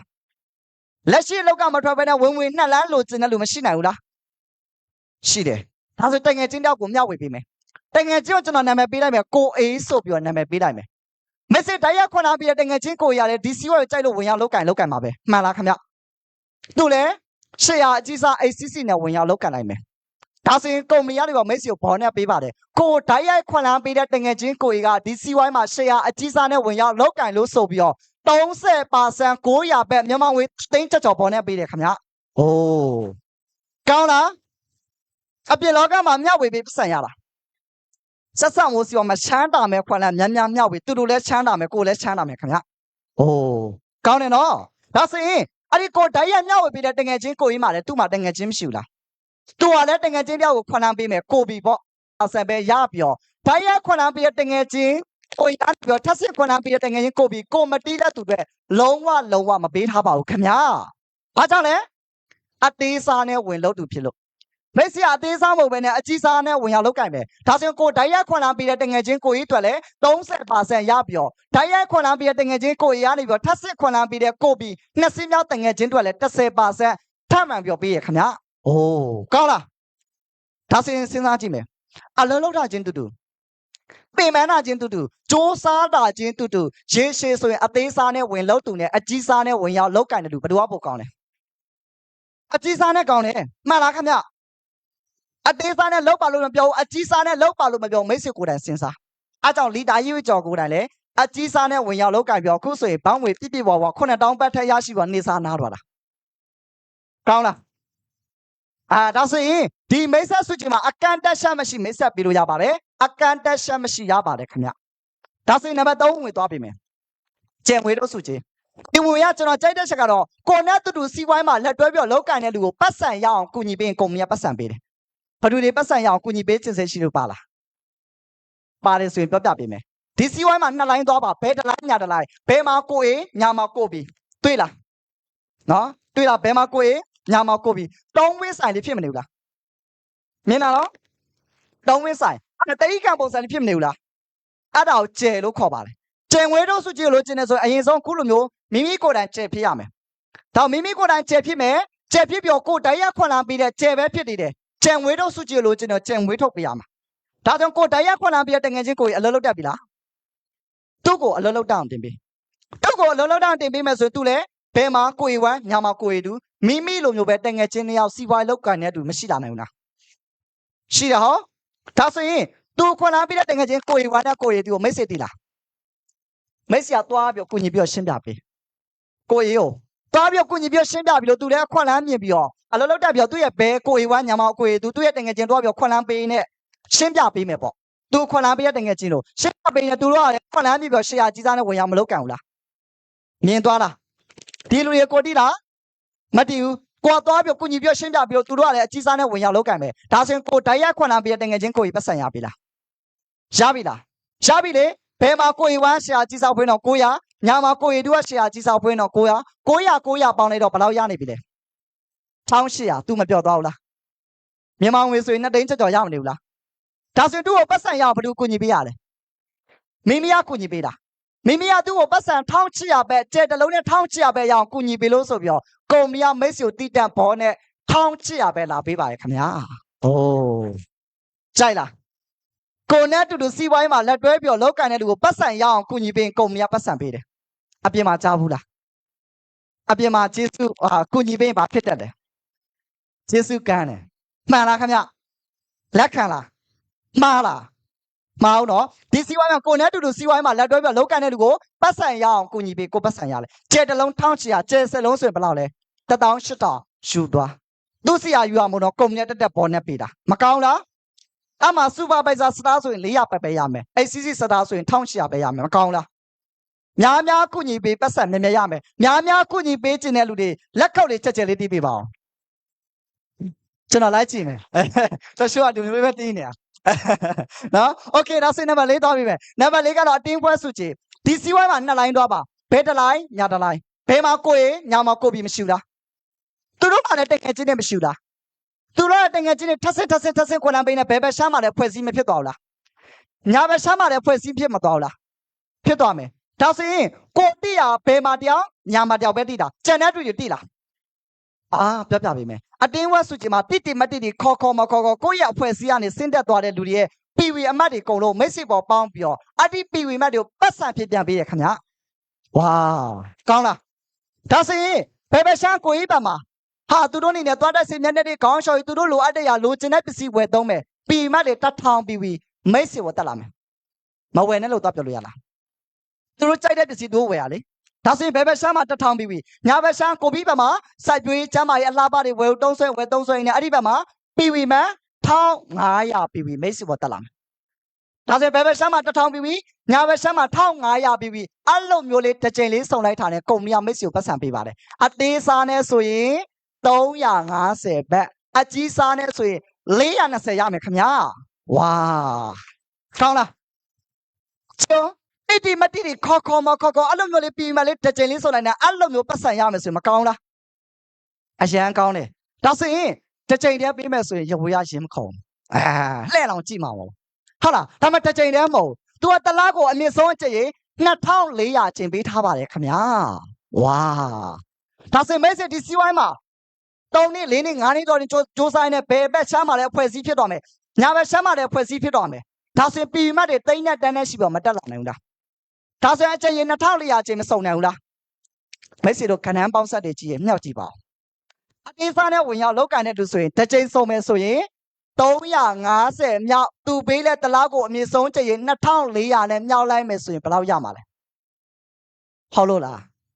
8,400နဲလားမြန်မာဝင်ဆိုရင်3,900 3,600ကျော်လောက်မရဘူးလားကိုလိုအပ်တဲ့ရကိုလိုကျင်တဲ့ပစ္စည်းလေးဝယ်သုံးဝယ်ဆိုင်နဲ့အဲ့လိုမျိုးဝင်ရမယ်ဆိုရင်ပြောလားအကြီးစားနဲ့ဝင်ရောက်လောက်ကင်မဲ့သူဆိုရင်တစ်ချိန်စုံမဲ့ဆိုရင်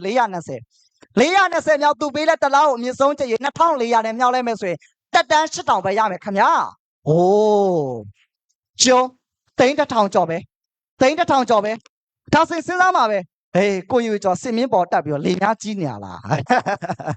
းမဟုတ်ဘူးဖြစ်နိုင်မဖြစ်နိုင်ကျွန်တော်ပြောပြပေးမယ်နော်ဖြစ်နိုင်မဖြစ်နိုင်ကျွန်တော်ပြောဘယ်ရှားကိုကြီးပါမှာ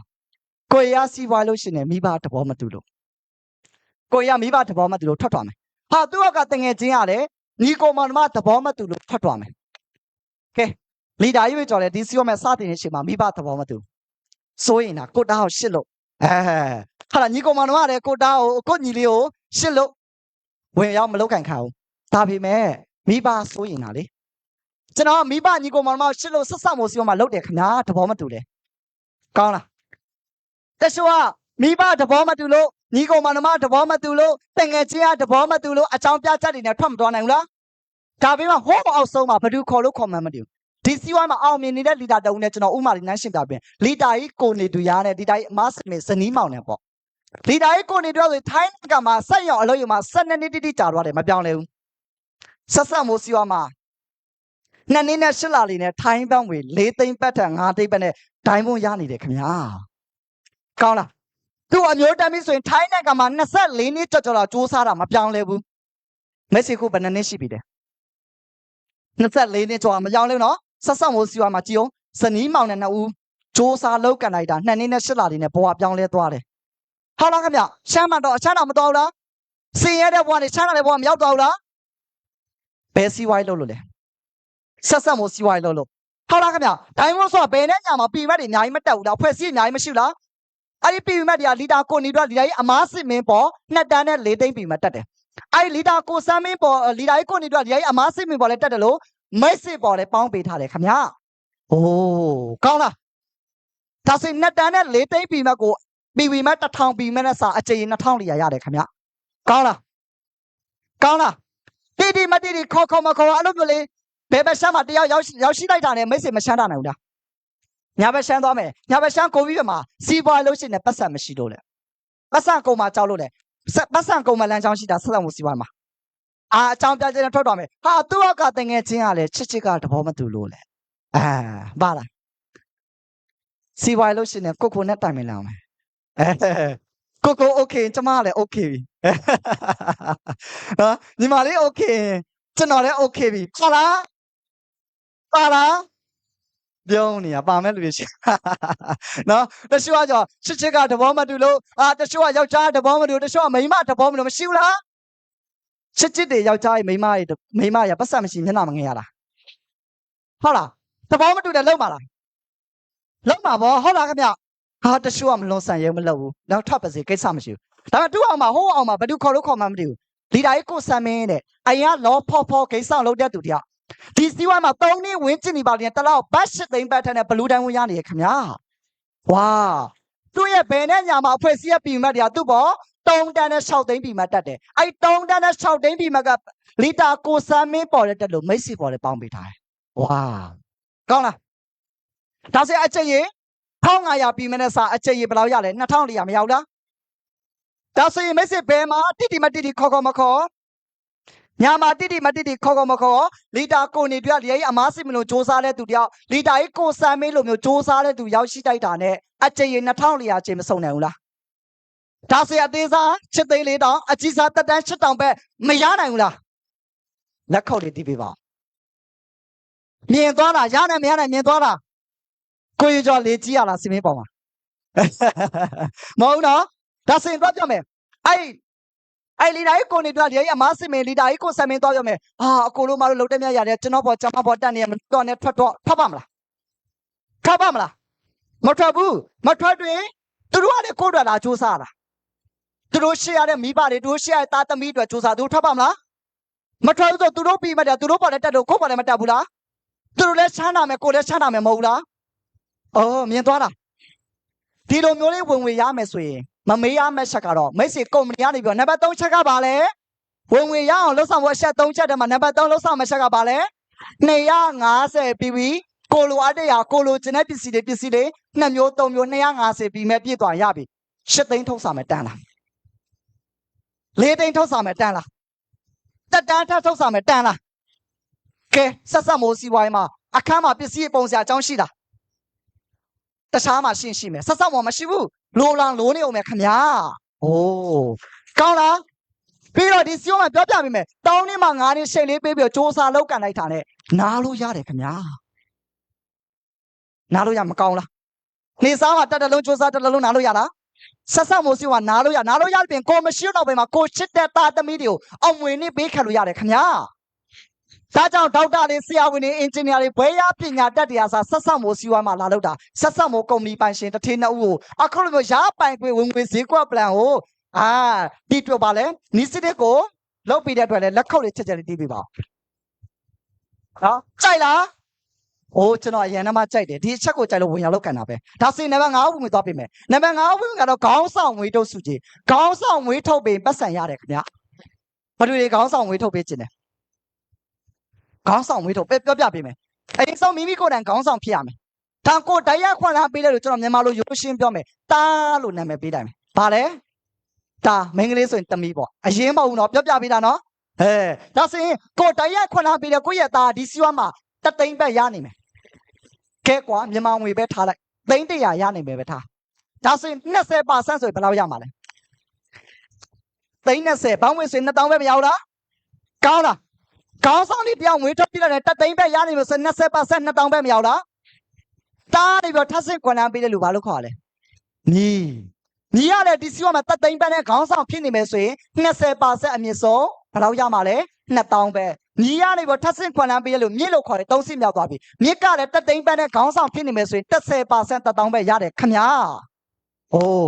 ဒါဆိုရင်တားအတွက်20ညီအတွက်10မြင့်အတွက်10စွတ်စွတ်ပေါင်းဘယ်နဲ့10%လဲ50% 50% ရတယ်။ခေါင်းဆောင်များငွေထုတ်ဆက်မိုးစီမှာပတ်စံများရမယ်ခင်ဗျာ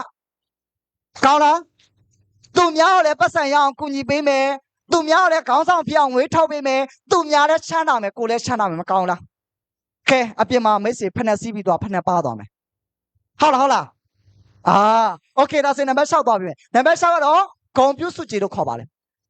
မိတ်ဆွေဒီစီယုံမှာစူးစားလို့ဒိုင်မွန်ဖြစ်သွားမယ်ဒိုင်မွန်မှာဒိုင်မွန်အီးလေးဖြစ်သွားမယ်ဆိုရင်တသိန်းခွဲဘက်နဲလားမြန်မာငွေ300ကျော်ပဲဘလူးဒိုင်မွန်ဖြစ်သွားမယ်ဆိုရင်ဘယ်လောက်လဲဘလူးဒိုင်မွန်ဆိုရင်3သိန်းအိုးကြည်ဟုတ်လား3သိန်း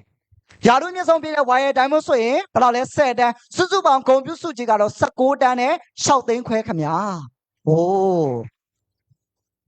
ထီထိုးရင်ထီလွဲအောင်မယ်။အေးငါဒီလားမှာထီထိုးလိုက်အောင်ငါထီပေါင်းချမ်းသာပြီပေါ့။ထီပေါင်းချမ်းသာပြီပေါ့ဆိုပြီးနှစ်တရာကြာတော့မပေါက်ဘူး။ဘယ်ကြောင့်မပေါက်မှာနောက်ဘဝမှာပေါက်မှာလားမသိ။ဆက်ဆက်မို့စီမှာထီထိုးဆောင်လို့ဂုံပြုစုကြီးနဲ့တည်းမဟုတ်ဘူးလား။ပြီးတော့ဒီစီဝိုင်းမှာကြောင်းလေးနဲ့အချက်လေး3ချက်လေးလှုပ်ဆောင်နေတဲ့ဝင်ငွေ6လမ်းရတဲ့ပြင်အပေါင်းတင်နိုင်ငံခြားလည်းပဲခီးစင်တွေ free လိုက်ပါခွင့်ရတယ်။နိုင်ငံခြားခီးစင်ပြီးဖိုင်တော့မကြည့်တော့အရှင်ကလည်းတိတ်မလောက်တော့လို့။နော်။ Okay လား။ဒါဆိုရင်အခု2020မှာ China တရုတ်နိုင်ငံခီးစင်ရှိတယ်။မသွားကြုံလား။ဆက်ဆက်မို့စီဝါမှာအချက်လေး3ချက်လေးလှုပ်ဆောင်နေတာဝင်ငွေ6လမ်းလည်းရမယ်။နိုင်ငံခြားခီးစင်တွေ free အလကားလိုက်ပါခွင့်ရမှာမကောင်းလား။အိမ်လေလှလှပပလေးဝက်သွား။ယောက်ျားရှိယောက်ျားခေါ်သွားမိန်းမရှိမိန်းမခေါ်သွားရှစ်ခေါ်သွားဟုတ်လားမိသားစုကိုခေါ်သွားလို့လည်းရတယ်မကောင်းလားကိုရှေ့ရတဲ့လူနိုင်ငံခြားမှာလည်းသွားခွင့်ရမယ်ဆိုမကောင်းလားအိုးကောင်းတယ်နော်လက်ခောက်လေးချက်လေးထပ်မှပြောဒီလေးပါအဲ့ကြောင့်ကျွန်တော်ဒီနေ့ပြောပြပြီးတော့လေရှားပိုင်ခွေဝင်ငွေဈေးကွက်ပလန်ကြောင်းဒီတော့ပါပဲနော်โอเคဒါဆိုရင်ကျွန်တော်နေ NCO မိုက်ခွက်တွေပြန်လိုက်ပြီနော်အားပင်စကားစီစဉ်ရှိရနော်ဒါဆိုရင်ဒီနေ့မှာ NC နေရာကနေတောင်းဝင်ဆောင်ပြီးတော့လေ NC ရှော့လေးဖြစ်တဲ့ပလဲရတူရှင်လီဒါကြီးအမဆုမြတ်ကိုမိုက်ခွက်တွေအခက်ပါတယ်ခင်ဗျာ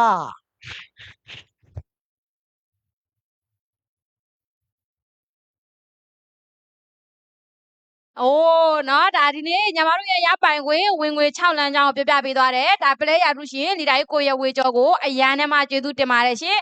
ခမ်းမထဲမှာရောက်ရှိနေမိသားစုတွေများပေါ့နော်ဒီနေ့ကမ်ပဏီအကြောင်းပစ္စည်းအကြောင်းရပိုင်ခွေဝင်ငွေ6လမ်းကြောင်းနားလည်လိုက်လားโอ้ဒါဆိုအရန်တော်ပြီနောက်2025မှာတိုင်မွန်းနေဖေမိုးလိုက်ဆောင်မှာကြည့်ရှုနေမိသားစုတွေများပေါ့နော်ဒါဒီနေ့ညီမတို့ရဲ့ကမ်ပဏီရေရှည်ခိုင်မာမှုပစ္စည်းကြောင်းနော်ရပိုင်ခွေဝင်ငွေ6လမ်းကြောင်းပြပြပေးသွားတာဆိုရင်အားလုံးလည်းနားလည်လိုက်မယ်လို့ညီမအနေနဲ့ယုံကြည်ပါတယ်ဒါဒီနေ့မှာဆိုရင်နောက်ဆုံးပိုင်းမှာတကယ်ဟိုမှာအရန်တော်ပြီးတော့လေးစားစရာကောင်းတဲ့မိန်းကလေးတိုင်ပဲထူးချွန်ထက်မြက်တဲ့မိန်းကလေးတူဖြစ်တယ်သိကြလားရှင်ဒီလီဒါကြီးဆိုရင်မိတ်ဆွေတို့အားလုံးလိုပဲဒီနေ့ဒီကားမထဲမှာကြည့်ရှုနေတဲ့မိသားစုဝင်တွေဖေမိုးလိုက်ဆောင်မှာကြည့်ရှုနေတဲ့မိသားစုတွေများနေ့စားလက်ခစားလုပ်တဲ့သူတွေပဲဟုတ်လားဒါဒီနေ့ဒီဒါကြီးဆိုရင်အရင်ကနေ့စားလက်ခစားလုပ်တော့နာညီမတို့တလိပ်ဆန်ဥယျာဉ်တွေမှာလုပ်ခဲ့ဘူးတယ်ပြီးလုံငန်းတော်တော်များများလုပ်ခဲ့ဘူးတဲ့သူ့ဘဝတိုးတက်ပြောင်းလဲမှုမရှိခဲ့ဘူးဒါပေမဲ့မျိုးနေ့စားလက်ခစားလုပ်လို့ရင်းနဲ့ online ပေါ်ကနေပြီးတော့ဆက်စမောစီးပွားရေးကိုတွေ့ရှိပြီးတော့စူးစမ်းလောက်ကင်သွားတာမိဘတွေကိုကောင်းမွန်တဲ့ဘဝတွေပေးခြင်းနဲ့ချမ်းသာကြွယ်ဝမှုတွေမိဘတွေကိုထားပေးခြင်းနဲ့ဒါကြောင့်ဒီနေ့ဆိုအခွင့်အလမ်းကိုတွေ့ရှိတဲ့အခါမှာအတွေးခေါ်လေးပြောင်းလဲပြီးတော့စူးစမ်းခဲ့တာဖြစ်တယ်နော်တလားကို3သိန်းခွဲနဲ့စဖားဘာတို့ပိုင်ဆိုင်လာပြီးအရန်နဲ့မှတော်တယ်လီဒါကြီးမဖြိုးတာလေးလင်းနိုင်မယ်ဖြစ်တယ်ရှင့်ညီမပြောချင်သေးတယ်လီဒါကြီးကလေ3သိန်းခွဲဆိုလို့တယောက်တည်းရတာမဟုတ်ဘူးရှင့်သူ့ရဲ့နောက်အောက်မှာတလားကို1000 2000 5000 8000 3သိန်းခွဲပတ်တယ်ရရှိအောင်ငွေထုတ်ထားတဲ့လီဒါကြီးဖြစ်တယ်ဖေဖိုးလိုက်စမှာကြီးချွေတဲ့ညီကိုမောင်နှမတွေရောမေးချင်တယ်ရှင့်ညီမတို့တွေဝနာတယောက်တလားမှာ2000ရရင်2000ရတဲ့အတွေးခေါ်ကိုမျှဝေပေးလားရှင့်မမျှဝေပေးဘူးနော်ဒါပေမဲ့ဆက်စမောစီးပွားရေးမှာတလားကို3သိန်းခွဲရတဲ့အတွေးခေါ်ကိုမိတ်ဆွေတို့ပြောင်းလဲအောင်လာပြီးတော့မျှဝေပေးမှဖြစ်တယ်မိတ်ဆွေတို့နေတဲ့အစကနေအဆုံးထိအားလုံးသိယူပေးပါလို့ပြောရင်းနဲ့အရာနမတော်ပြီးတော့ညီမကိုယ်တိုင်လေးစားအားကြပြီးထူးချွန်ထမ်းမြက်လဲတလားကို3သိန်းခွဲပတ်ရရှိပိုင်ဆိုင်ထားတဲ့စပန်းရလို့ယူလီတိုင်းမဖြိုးတာကြီးကိုဖိတ်ခေါ်ပါတယ်ရှင်။အိုးအရာနမတော်ရနော်။ ပြောလည်းပဲခန္ဓာကေတန်တော့နဲ့ချီဖူလို့ပါပဲ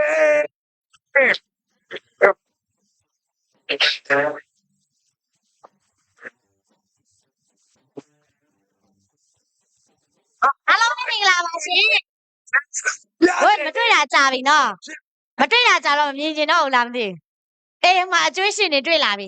ဟိုကလေးမလားရွှေဆက်ပါတခဲမှန်တယ်နော်အပေါ်ရောက်ပြီးတော့မှတို့ရွှေဆက်ပါတတိယနာဟုတ်ကဲ့ပါအားလုံးပဲမင်္ဂလာပါရှင်ဒီနေ့မှရုံရောက်တဲ့သူလေးလက်ထောက်ကြည့်ပါဦးเอ้ยမြင်မှုနေတယ်လို့ပဲโอเค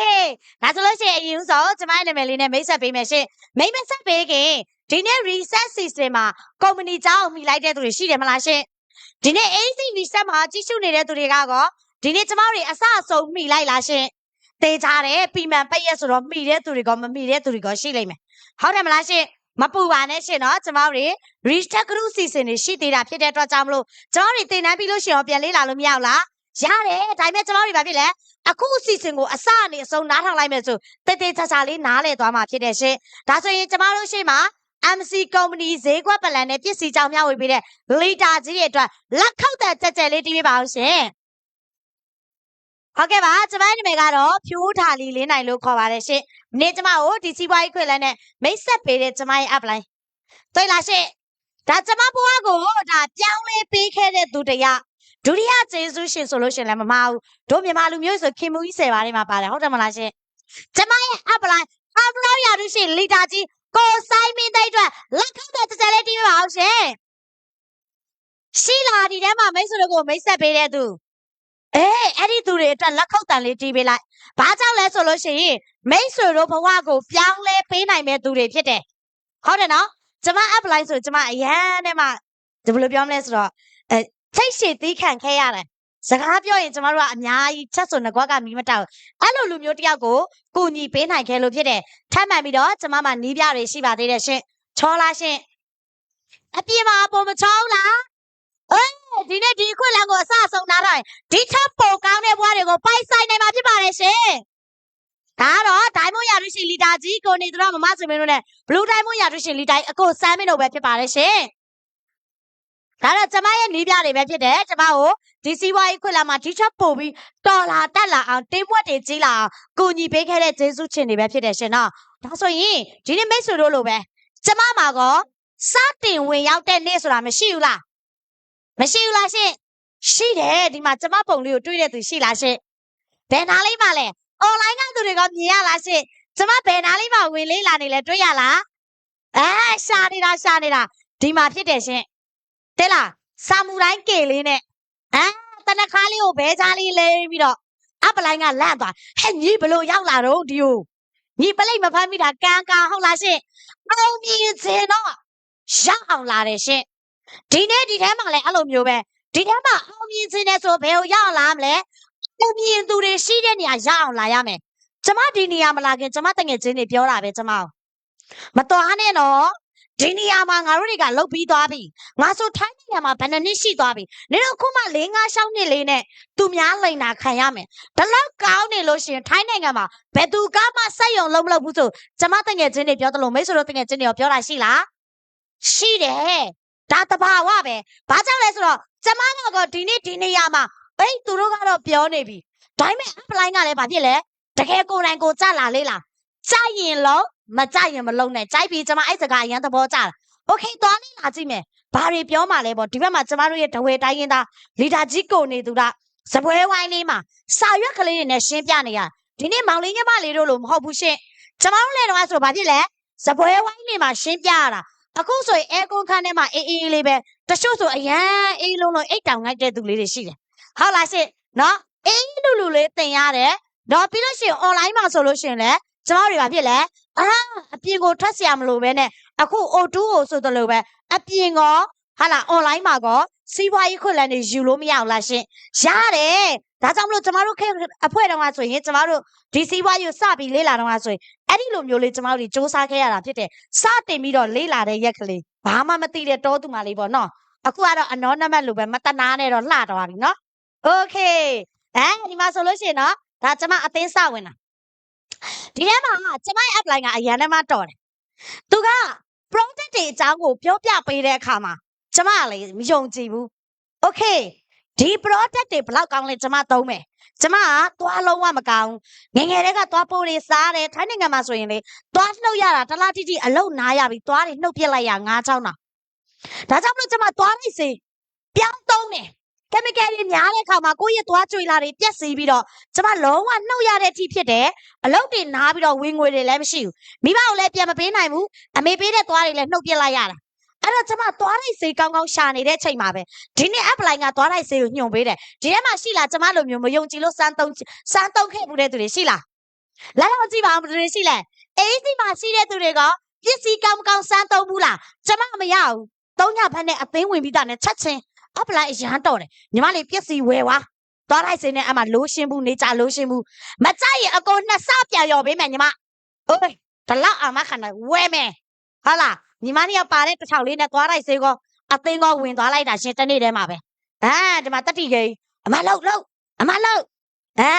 ်တချို့တွေကပြောတယ်ဟုတ်တယ်မလားနင်တို့ညီမတွေရောလှုပ်လားဆိုလှုပ်တယ်ရှင်ကျမညီမလဲတွေ့လားရှင်ဒီမှာညီမနှစ်ယောက်တူတူသွားလေးလာတယ်အသင်းတွေဝင်ပြီးတော့ထောက်ကုန် product တွေကိုကိုယ်တိုင်သုံးဆွဲခဲ့တယ်ရှင်အဲ့ဒီ product တဘူးကုန်နဲ့တဝက်တိတဲ့အချိန်မှာအိုးဒီသွားလိုက်စေးကတကယ်ကောင်းတာဆိုပြီးတော့ကျမစီးပွားရေးကိုဆက်ပြီးတော့လောက်ကင်ဖြစ်ခဲ့တာဖြစ်တယ်ရှင်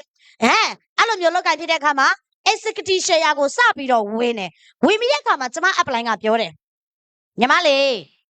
inspiration ပွဲသွားရမယ်ဟာလားဒါဆက်ပွဲတွေတွားရမယ်ဆိုတော့ app လိုင်းကိုစိတ်ဆိုးခဲ့တယ် app လိုင်းကဘလို့လဲ executive ပိတ်ပြီးတာမှမကြောက်ဘူးအိတ်ဆန်ကမရှိပါဘူးဆို inspire ပွဲသွားခိုင်းတယ်ဒီနေ့ပွဲခန်းသားတွေလာတော့ပြန်ပေါ့လားရှင့်တလားဝိုင်းမှာဘာပွဲရှိလဲခန်းပွဲဟုတ်တယ်မလားရှင့်ကဲဒီနေ့အဲ့လိုမျိုးခန်းပွဲလို့ inspire ပွဲလို့လာတဲ့အခါမှာစိတ်ဆိုးတဲ့သူရှိလား app လိုင်းကိုမပလိုက်ကတော့လူသားစဝင်ခံရတဲ့ app လိုင်းကိုစိတ်ဆိုးခဲ့ဘူးတဲ့ဟိုဒီလောက်ပတ်စံနေကုန်ထားတာငါတို့ပွဲခန်းသားတွေခေါ်တယ်ပေါ့လေapp လိုင်းကိုမေးတယ်အဲ့ပွဲသွားရင်ဘာရမှာလဲညီမနေအဲ့ပွဲသွားရင်တစ်လားကို1000 2000နဲ့1000ရတဲ့သူတွေဘယ်လိုမျိုးစူးစမ်းခဲ့တယ်ဆိုတာနင်သိရမယ် show what shit တွေမြင်ရမယ်ကိုကလည်းလိုချင်နေတဲ့သူတရားထိုင်းနိုင်ငံမှာရှင်းနီတိတိနေခဲ့ပြီးတော့တောင်းခဏနဲ့တခါမရဘူး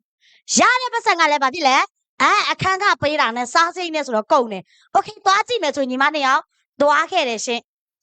ဒီပွဲအခမ်းအနားတွေကိုကျမတို့ကိုယ်တိုင်ကအပလိုင်းပြောတဲ့အတိုင်းပဲတကယ်မှန်တယ်ရှင်အစ္စမိုင်ပွဲတွေမှာဆိုရင်တကယ်ကိုမှအသက်ကြီးတဲ့သူတွေတကယ်ကိုမှကျမတို့ထပ်ပေါ်တော့တချို့ဆိုဂျိုင်းတောက်ကလေးနဲ့စုတက်ယူနေတာရှိတယ်ရှင်ဒါဆိုဒီနေ့သူတို့လုံနိုင်တယ်ဆိုရင်ဒီနေ့ကြည့်နေတဲ့သူတွေအကုန်လုံးကမလုံနိုင်ဘူးလားလုံနိုင်တယ်ဒါပေမဲ့ဒီပွဲအခမ်းအနားတွေမှာအင်အားသွားယူဖို့လိုတယ်ပြီးရင်ဆက်ပွဲချောလာရှင်ချောတယ်အဲ့တော့တေးသေးလေးခုတော့ကြီးသွားပြီဟုတ်တယ်နော်ဝါလို့လှလို့ဖြစ်သွားပြီတွေ့လားဒါပြောင်းလဲမှုဆိုတာအဲ့ဒါကိုပြောတာလက်ခောက်တက်လေးတီးပြီးပါဦးရှင်အဲ့လိုမျိုးကျမတို့တွေဒီနေ့မှဆိုလို့ရှိရင်ဒီလိုတင်တန်းတွေကိုကျမတို့ကိုယ်တိုင်တက်ရောက်တင်ခဲ့တယ်အောင်မြင်မှုကအလကားအိမ်မှာနေထိုင်ရလားမရဘူးကျမတို့ဘာလို့ရလဲလက်တွေ့ကြတင်ယူမှုတွေနဲ့လက်တွေ့ကြလှုပ်ဆောင်မှုတွေရှိရတယ်ရှင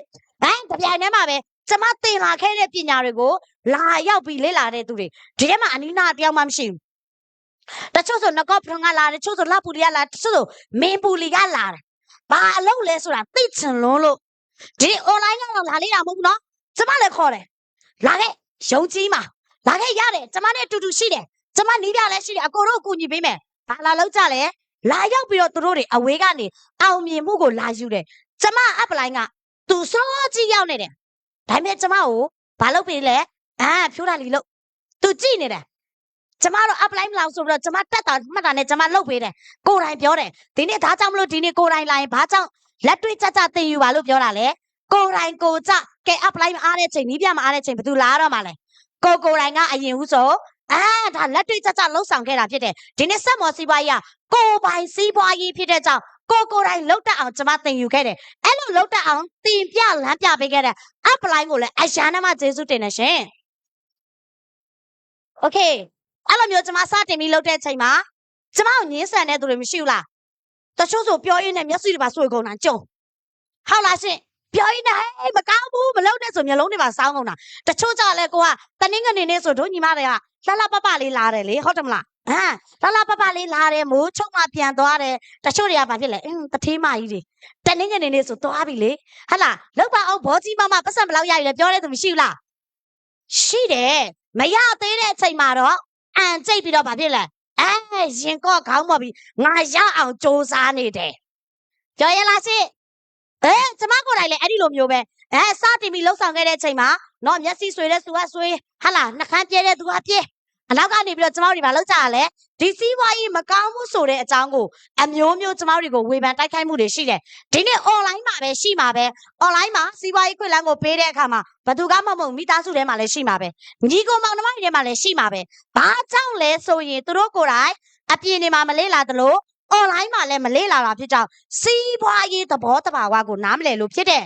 ထပ်မှန်ပြီးတပြိုင်တည်းမှာပဲထိုင်းနိုင်ငံမှာကုမ္ပဏီပေါင်းအလုံး600ကျော်မရှိဘူးလားရှိတဲ့ထဲမှာမစစ်မှန်တဲ့ marketing တွေလုပ်ဖို့တဲ့သူတွေကဝလုံးရှိရှိနဲ့မရဘူးလားရမ်းတာပေါ့ငါတို့လုပ်ခဲ့ပြီးဒီကုမ္ပဏီလိုပဲဟိုကုမ္ပဏီလိုပဲဟုတ်တယ်မလားရှင်တကယ် marketing မှာဘာဖြစ်လဲအောင်မြင်ပြီးတော့ကျမတို့တွေတကယ်ကိုမှပေါ့နော်ဥပဒေနဲ့ညီညွတ်ပြီးအောင်မြင်နေတဲ့ကုမ္ပဏီက9လုံးပဲရှိတယ်အဲ့ဒီမှာဆက်စမောစီးပွားရေးပါတာဖြစ်ကြောင်းဆက်စမောအတွက်လက်ခောက်တန်ကြကြလေးထပ်ကြားချင်တယ်ရှင်တွေ့လားရှင်ဒါကျမတို့တွေငင်းဆန်ခဲ့ရတဲ့သူတွေကိုဒီနေ့လောက်ပြခဲ့တာဖြစ်တယ်ရှင်ထပ်မှန်ပြီးတော့တပြိုင်တည်းမှာပဲเนาะကျမထပ်ပြီးတော့သင်ယူတယ်ဒီနေ့ကျမတို့ရဲ့ဖန်ခွက်ထဲမှာရေရှိတယ်အဲ့ဒီကိုမှရှိနေတဲ့ရေကိုသူများကိုသွားပေးမယ်ဆိုကိုပြန်ဖြည့်ဖို့မလိုဘူးလားအဲ့တော့ကျမကိုယ်တိုင်ဘာထပ်လုပ်ခဲ့လဲသူများတွေကိုထပ်ပေးနိုင်ဖို့အတွက်ဝိုင်းပွဲတွေသွားခဲ့တယ်ဒီပွဲမှာအကုန်လုံးပွင့်ထွက်သွားတာဝိုင်းပွဲတက်ဖို့တဲ့သူတွေရှိလားရှိမယ်ဒီမှာဆိုလို့ရှိရင်ဒါကျမရဲ့အဖွဲ့အစည်းတွေကျမကိုယ်တိုင်ဒီမှာလည်းအဲ့လိုမျိုးပဲအဖွဲ့အစည်းတွေနဲ့ပွဲခန်းသားတွေကျမတပွဲပြီးတပွဲလိုက်တတ်တယ်အဲ့ပွဲမှာစီးဝါပြောတယ်ရှင်လူတယောက်ရဲ့တန်ဖိုးလူတယောက်ရဲ့အဓိပ္ပာယ်လူတယောက်ရှင်တန်နေတာဘာကြောင့်လဲဒီလူကဘလောက်ထိကိုတန်ဖိုးရှိတယ်ဆိုတဲ့အကြောင်းကိုအဲ့ဒီပွဲခန်းသားတွေမှာပြောပြပေးတယ်ရှင်အဲ့လိုမျိုးပြောပြပေးတဲ့အချိန်မှာကျမကဘသူ့ကိုသွားပြီးတော့မြင်အောင်လဲဆိုတော့ကျမရဲ့အဖေနဲ့အမေကိုသွားမြင်အောင်ခဲ့တယ်ဒီနေ့အခုဆိုလို့ရှိရင်နှစ်တစ်ကူးနေပြီဟုတ်တယ်မလားရှင်နှစ်တစ်ကူးကာလမှာကိုယ့်ရဲ့အဖေမေကိုဖုံးဆက်ပြီးတဲ့သူရှိလားရှင်နော်တချို့လဲနိုင်ငံရေးတွေကြောင့်လိုင်းမရဘူးတချို့တွေကြတော့လဲဟာလားပိတ်ဆန်အိမ်ကိုမပေးနိုင်လို့မဆက်ရဲတဲ့သူတွေမရှိဘူးလားရှိတယ်ဒါဆိုကျမတို့တွေက2024မှာလဲသူများတွေနှစ်ကူးတဲ့အချိန်အိမ်ကိုပိတ်ဆန်ပေးနေတဲ့အချိန်ကိုကမပေးနိုင်လို့မဆက်ရဲဘူးဟောနိုင်ငံရေးတွေများလာတဲ့ခါကျတော့မဆက်ရဲဘူးကျမလည်းအဲ့လိုမျိုးပါပဲCOVID-19 ကာလတစ်လျှောက်လုံးမှာအလုပ်တွေကမရှိတဲ့အချိန်ဒီစမောစီးပွားရေးကိုစပြီးတော့စူးစမ်းနေတဲ့အချိန်ကျမမေကဆေးရုံတင်ထားရတဲ့အချိန်တွေဖြစ်တယ်ဒါပေမဲ့ကျမမေဘယ်တော့မှကျမရှိမှမငိုဘူးရှင်အမြဲတမ်းသူပြုံးထားတယ်ဘလောက်ပဲဝေဒနာတွေခံစားနေရပါစေသူအမြဲတမ်းပြုံးပြနိုင်တယ်ရှင်ပြီးရင်ကျမအမြဲတမ်းပြောတယ်သမီးမရှိတူရှိတူနော်အစင်မပြေရင်ပြန်လာခဲ့ထမင်းချမ်းခဲနဲ့စားရအမေတို့နေနိုင်တယ်ဆိုပြီးတော့ပိုက်ဆန်ဆိုတာတဲ့ကိုယ်မျှော်လင့်နေတဲ့သူမရှိဘူးလား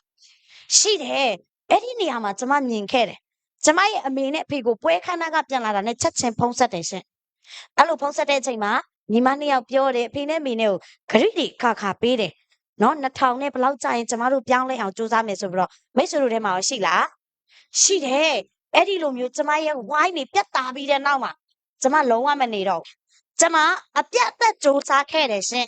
ဒါတွေကဆိုလို့ရှိရင်ဒါကျမကိုယ်တိုင်ယုံကြည်တယ်ဒီမှာဆိုလို့ရှိရင်ဒါကျမတို့တွေပထုတ်ထားနေတယ်မှာကျမဒေါင်းလိုင်းတွေအိမ်ထိသွားပြီးကျမ home meeting ဆင်းခဲ့တယ်အဲ့ဒီမှာကျမတို့တွေ home meeting နေဆင်းတဲ့အခါမှာတစ်ခါတလေကြောက်လို့ရှိရင်ခက်ခဲတွေအများကြီးဖြစ်တယ်တိုက်ပိုင်ရှင်တွေကမကြိုက်တာနဲ့ဘေးပတ်ဝန်းကျင်ကမကြိုက်တာနဲ့မရှိခဲ့ဘူးလားရှိခဲ့တယ်ကျမတို့တွေငြိမ်မနေဘူးရှင်ကိုအရန်ချစ်ရတဲ့အမေအတွက်ကိုသိပြီးတဲ့နောက်မှာဘလောက်ထိငင်းဆန်နိုင်ပါလဲဟုတ်တယ်မလားရှင်ကဘာပေါ်မှာအပေါ်ဆုံးကသူပဲ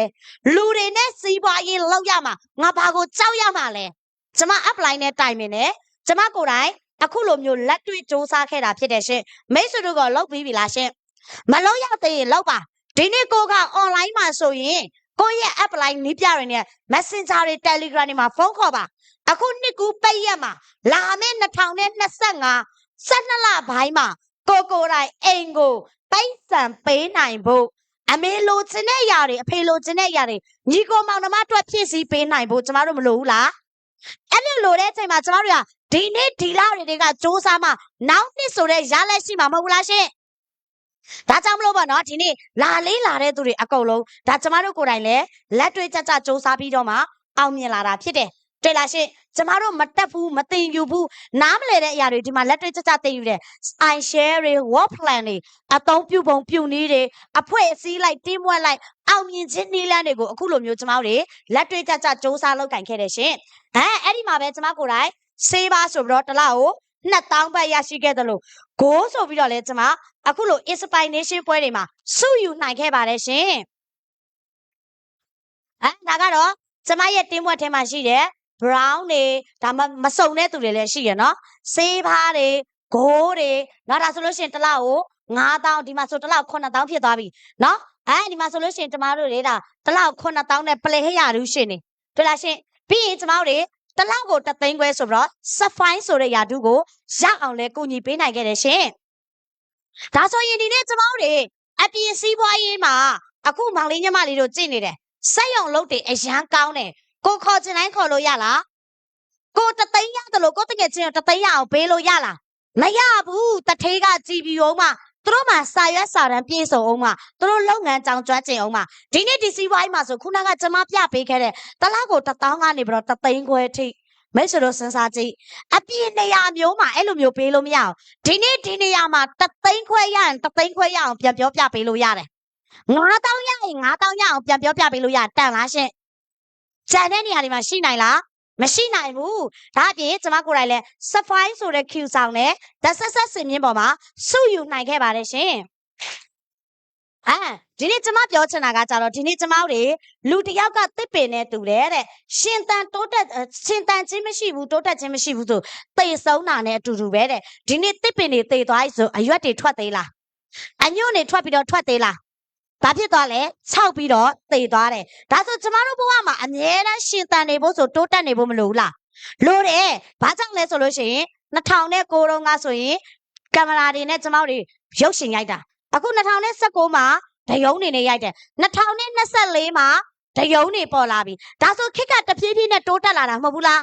းဒီလိုတိုးတက်ပြောင်းလဲနေတဲ့ခေတ်ကြီးထဲမှာကိုကတိုးတက်ပြောင်းလဲဖို့အတွက်နီးလန်းနီးစနစ်အသစ်ဆန်းတွေကိုမရှာဖွေဘူးဆိုသေဆုံးနေတာနဲ့တူတူပဲမဟုတ်ဘူးလားရှင်ဒါကြောင့်ကိုဘုကတိုးတက်ပြောင်းလဲဖို့အတွက်တော့ကျမတို့တွေဒီထက်ပိုပြီးတော့အောင်မြင်နိုင်ဖို့အတွက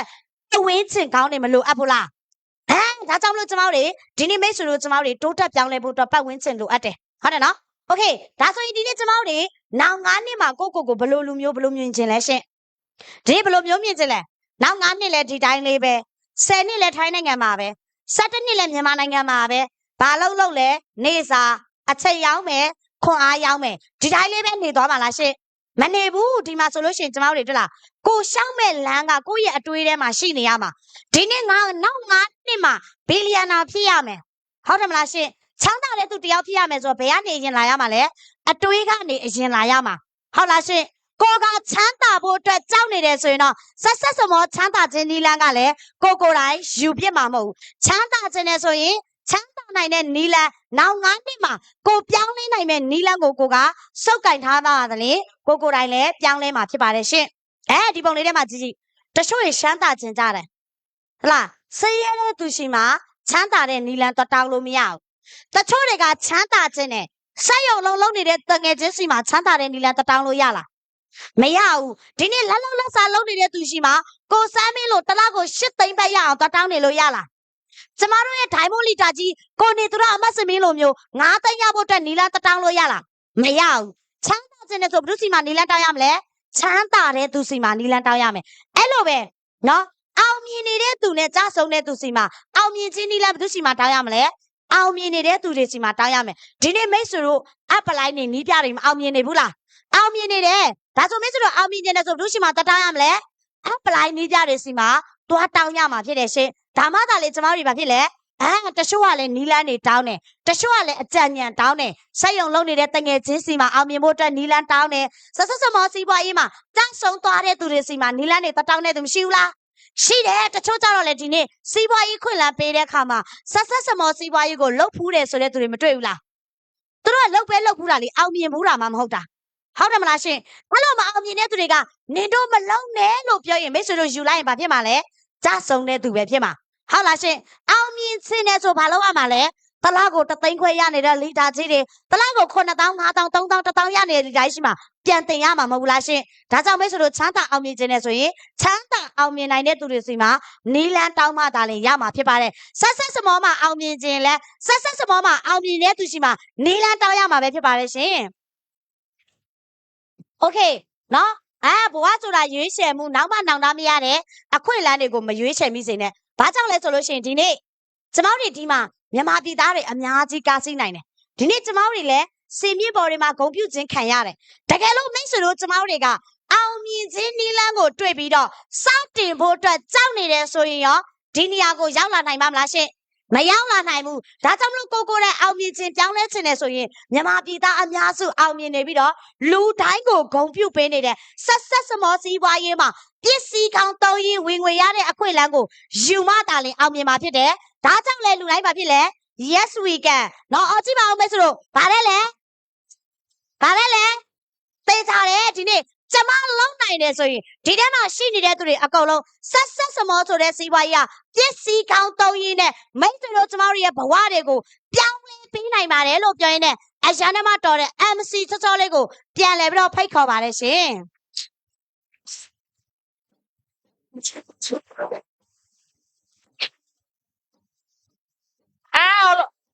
ဒီမိသားစုဝင်များပေါ့နော်ဒါကိုလည်းကျွန်မစီတယ်မိသားစုဝင်များလဲပေါ့ဒီနေ့အတွင်းခေါ်တွေပြောင်းလဲနိုင်ပြီလားလေးလာလူတီလေးတွေပေါ့နော်ဒါညီမတို့ရဲ့အတွင်းခေါ်ပြောင်းလဲမှာညီမတို့ရဲ့အိုင်ဆိုင်မှုဘဝတွေလည်းပြောင်းလဲမှာဖြစ်တယ်ဒါဖေဖော်လိုက်ဆိုမှကြည့်ချွေတယ်မိသားစုဝင်များရောနားလေလိုက်ပြီလားရှင်